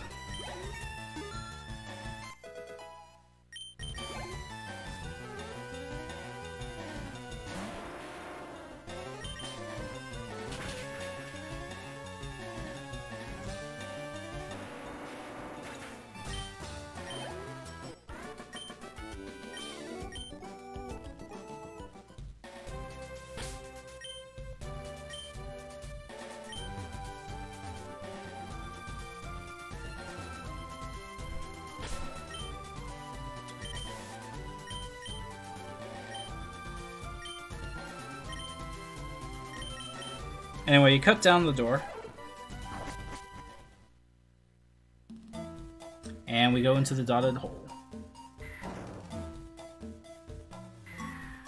Up, left, right, down is the order that you gotta go. And that'll get you to the sapphire the fastest. It's faster to run there than take the bike because the music transition from the bike to the dotted hole, and then you gotta get back onto the bike. It's not worth it for those spots. Alright, so that guy steals the sapphire and gives us the last password that we need. Then we bike out and fly.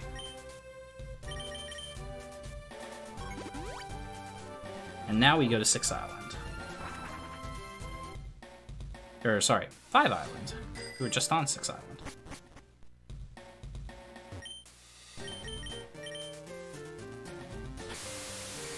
Alright, so one more spinner to try and dodge properly. Hopefully I'll actually get it this time, instead of hitting him.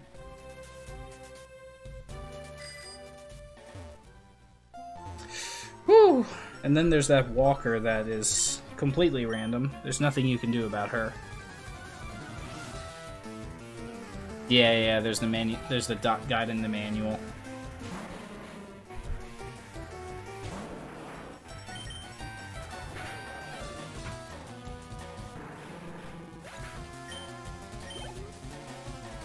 Ruby and Sapphire have the Braille guide.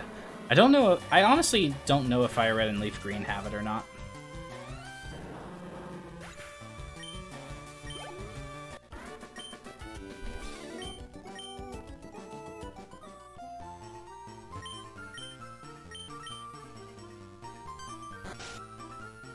Alright. 2 spinners to dodge here.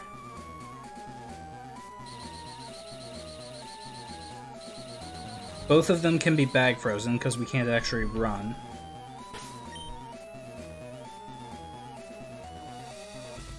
Turn away. Turn away. Good. And one more to dodge. This guy has a range of 1, so...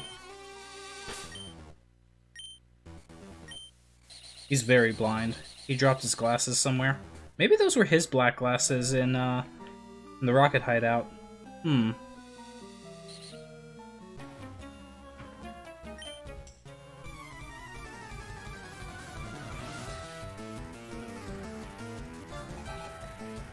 Oh, you had the strategy guide? Nice.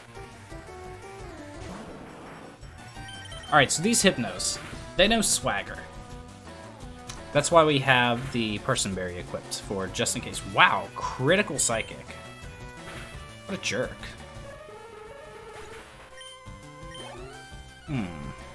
Makes for some interesting strategies.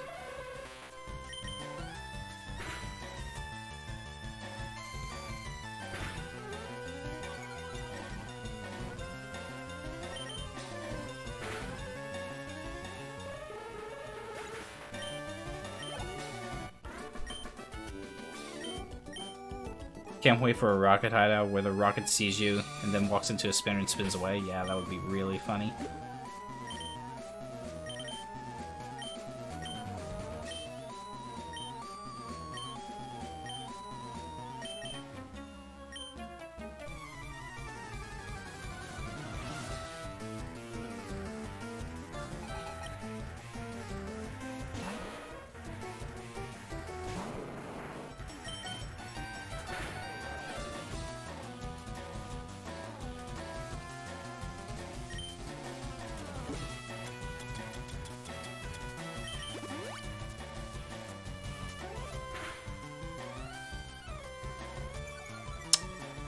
Ritz.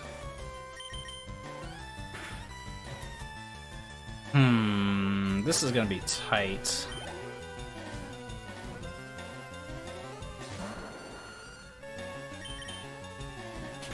Okay, we got the blizzard hit. Okay, so we're in Torrents. This is 165 plus 9, 174. Yeah, we're still in Torrents. Alright, so we can at least just sweep through. Oh, Sledge Bomb.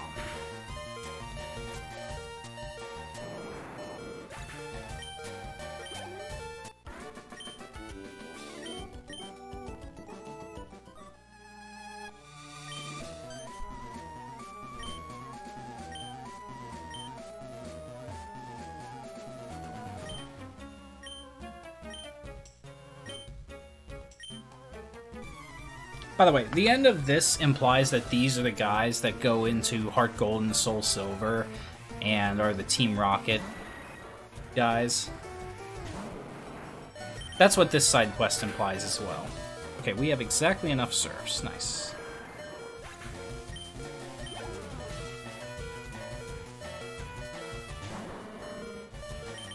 Yeah, in Gen 3, the special is based on the type of the move, rather than, like, each move having its own physical special designation.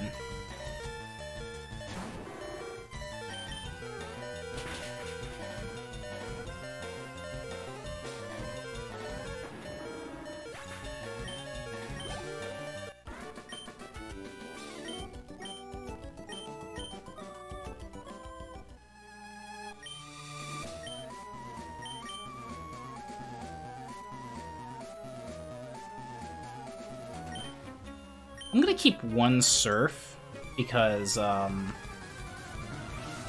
just in case I need it in Cerulean Cave. So I'll use Waterfall on this Voltorb.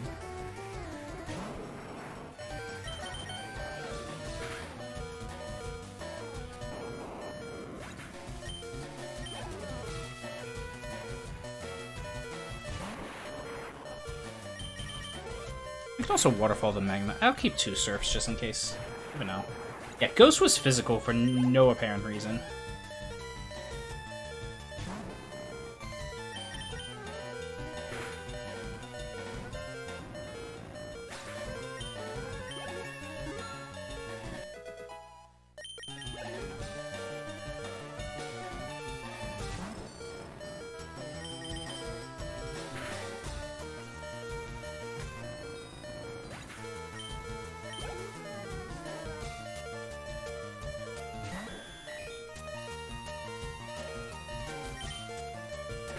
Alright. And that's the last fight. Blastoise has served us well. Everybody applaud Blastoise for taking us through this game.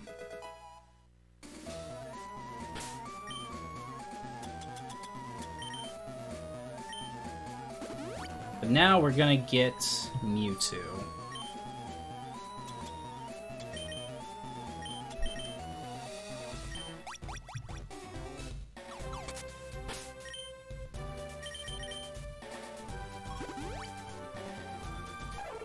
Has surfed as well, please.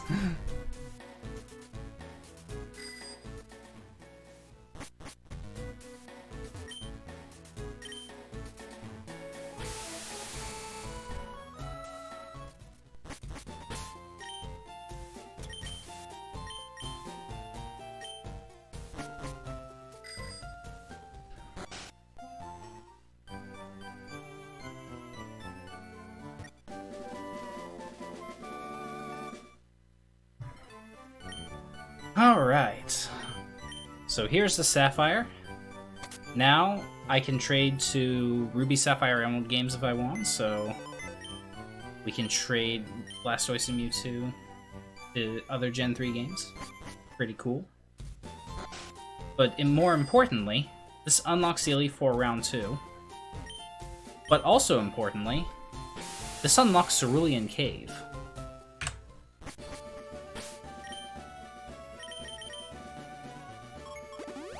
You also can't unlock Cerulean Cave until you clear that, so that's the other reason that you wait until now to get Mewtwo. In the original game, as soon as you beat the Elite Four once, you have access. You have a little more to go through. In FireRed to get to Mewtwo.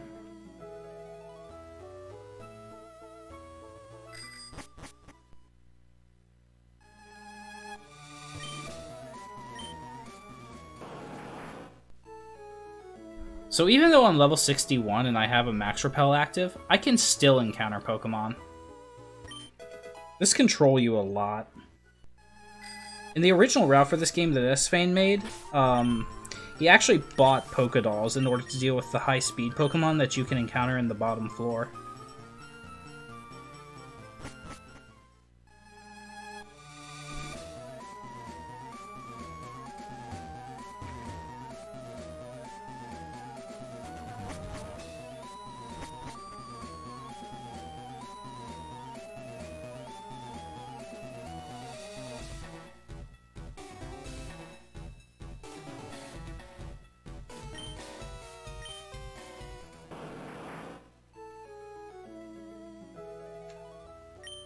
Yo, we had an encounterless Mewtwo.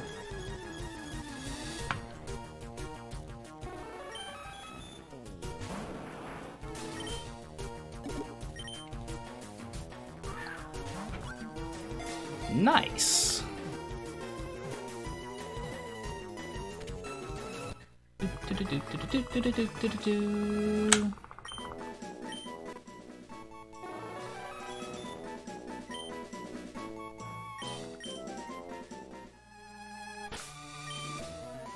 All right.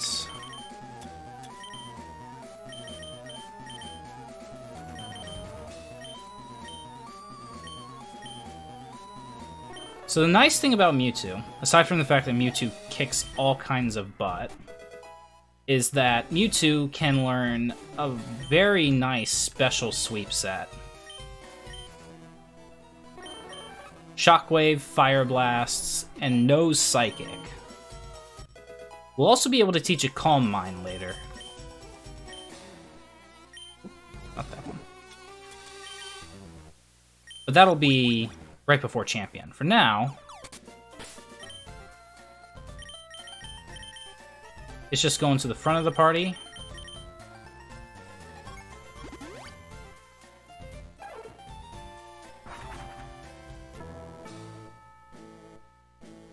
I have enough X specials, right? I should have 7. I'm gonna check real quick.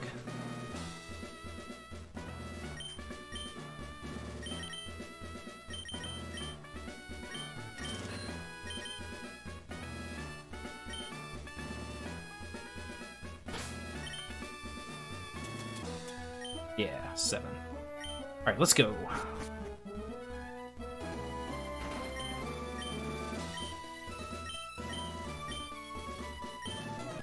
Fire Blast and Blizzard are the same accuracy.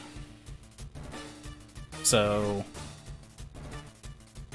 they both hit the same amount of time. Alright, so this Dugong likes to spam Double Team.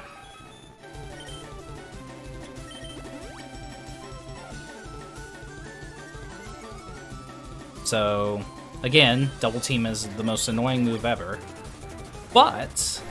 oh, Signal Beam? Wow, what a jerk. Shockwave always hits.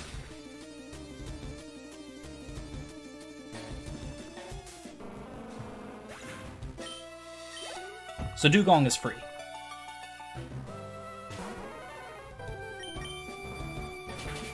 Fire Blast is... I thought Fire Blast was 70. Oh, maybe it's more accurate than I thought.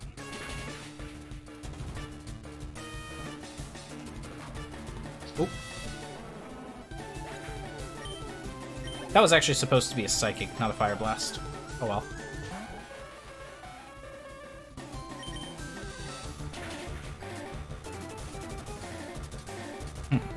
World record is 334.33.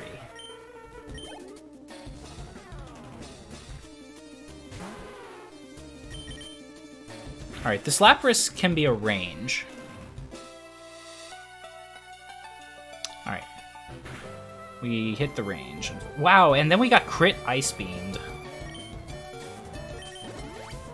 That's unfortunate.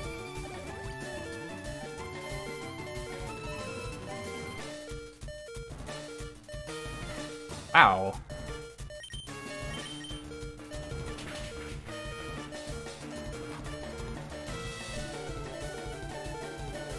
So, it's a range if we have less than 27 IV neutral. So, that can happen.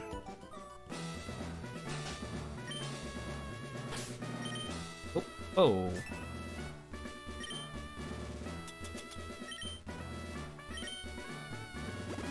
Can't believe I have to heal already. That's super annoying.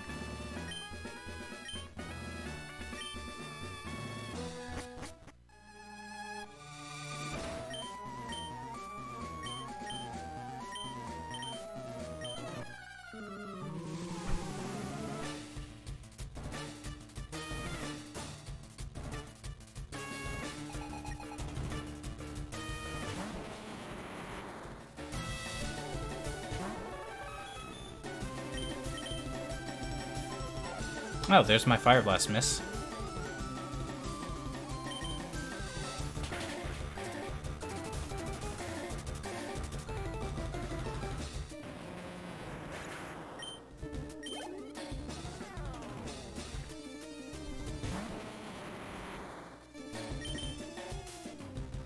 Uh-oh.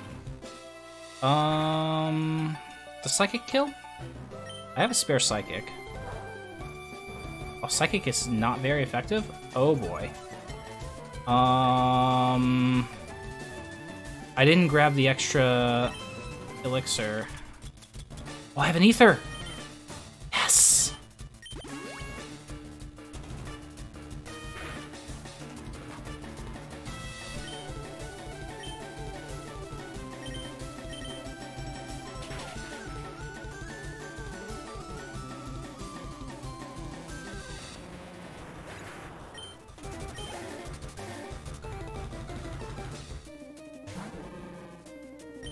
Okay, we're fine.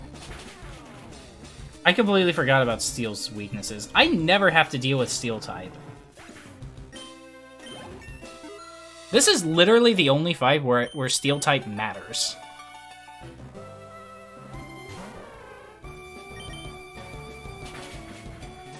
I missed what my stats were. I just skipped right past them.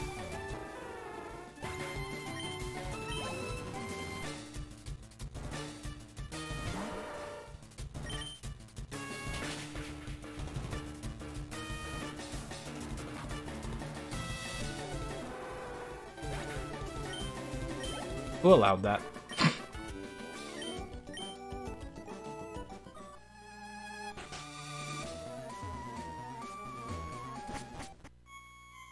Wow, what an Elite Four.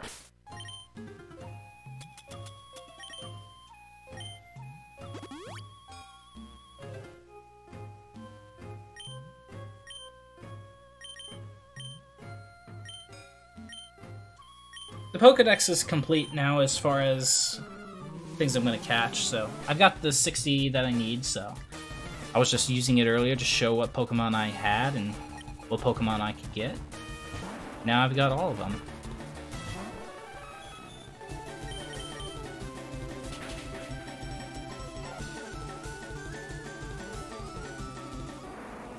Fire, ground, and fighting.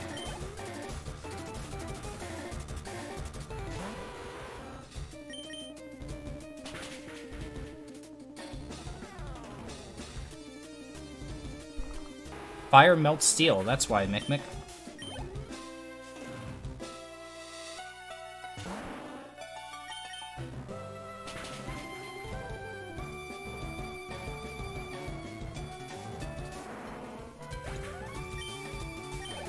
Why not use rare candies? I mean, I've got them, but I don't need them. Technically, those candies were for the evolutions that I didn't need.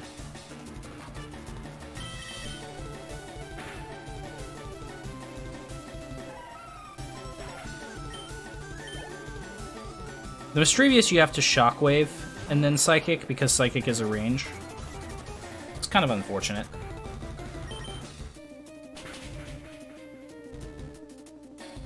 By the way, again, okay, let's find out what my special attack is, because I did not pay attention. Oh, I get to find out after Gyarados. Alright.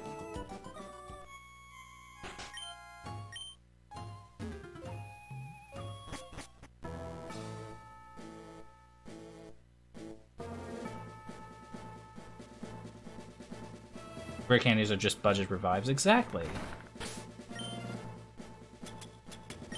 Alright, let's heal. Use the elixir.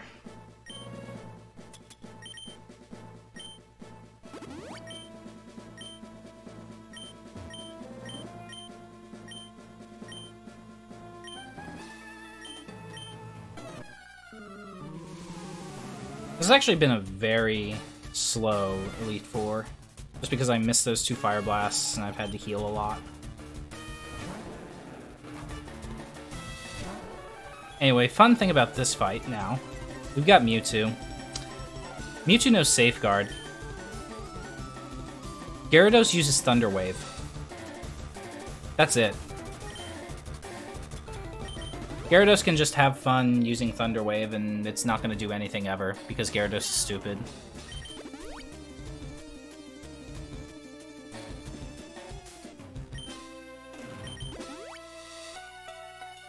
See? All he does is Thunder Wave.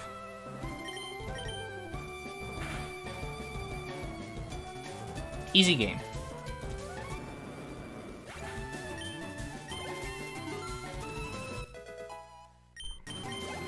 Okay, so that was bad special attack.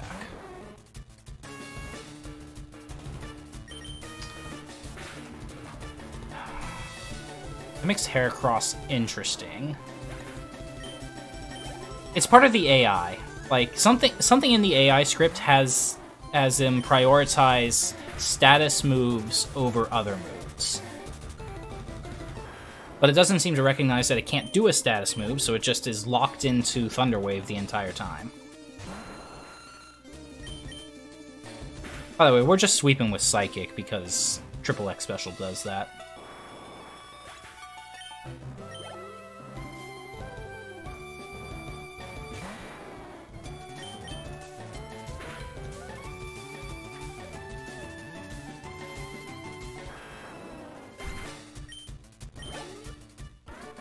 Alright, so that was Lance. Yay. Okay, now we actually have to save for a fight.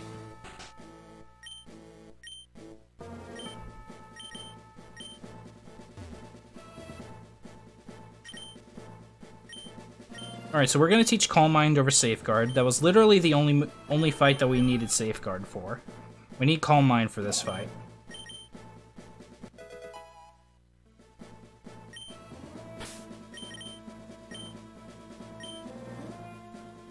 This fight's dumb with bad special attack.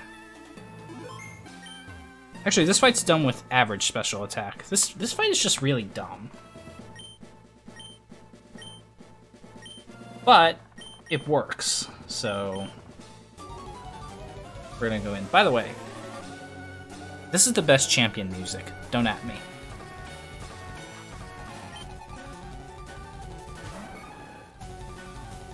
Heracross is a range with Psychic. If we miss, we need to hope he doesn't use Mega Horn. Okay, good.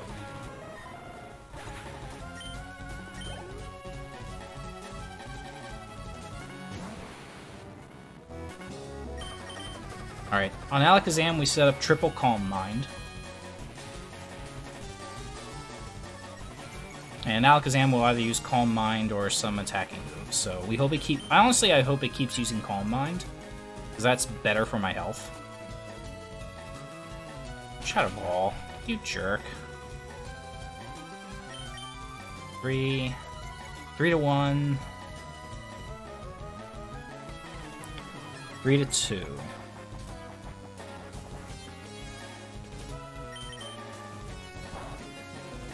Get the special death drop. Didn't get that. Got Shadow Ball instead. That means I have to heal. That's annoying.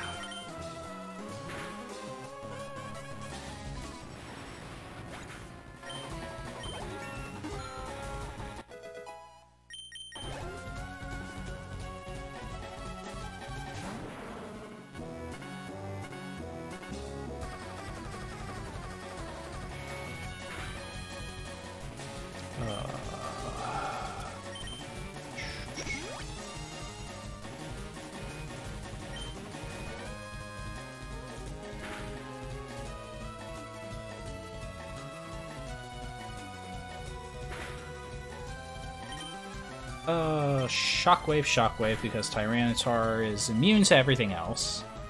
Rather, it doesn't work like everything else. Ooh, that did a lot.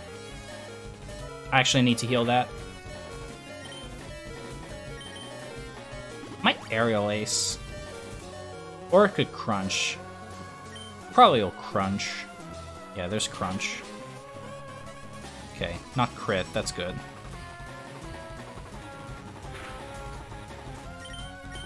Okay. Alright, we win now. Yay! Sandstorm is really bad. It just wastes a whole bunch of time, and you can't Psychic him, you have to double Shockwave him, he's tanky as all hell.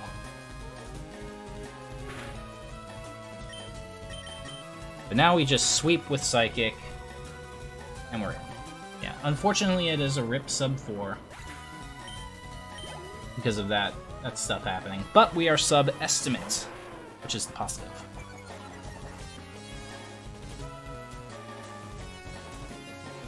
And that's what I wanted. So I'm happy about that. So yeah, Elite Four Round 2, really, really fun category. There's a lot of on-the-fly route decisions that you have to make, specifically regarding the catching Pokemon. The actual, like, fights themselves are pretty straightforward. There's not a lot of variance to those. But the various catching between the Pokemon is definitely the most fun part about this. Plus, you get to play as Mewtwo. You get to play with Mewtwo. Who doesn't like Mewtwo?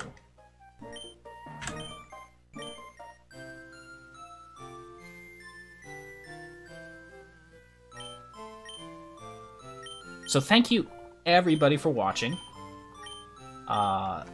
Thank you to the full PSR community. Thank you to the Marathon Committee for letting me run this. I am super happy to be back doing this. It's super fun. Alright, time is coming up really soon. It'll come up when the fade out of Hall of Fame happens.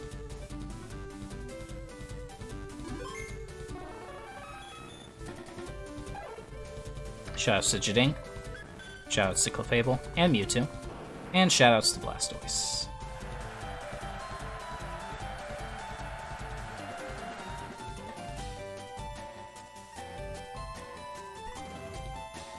And 3:45.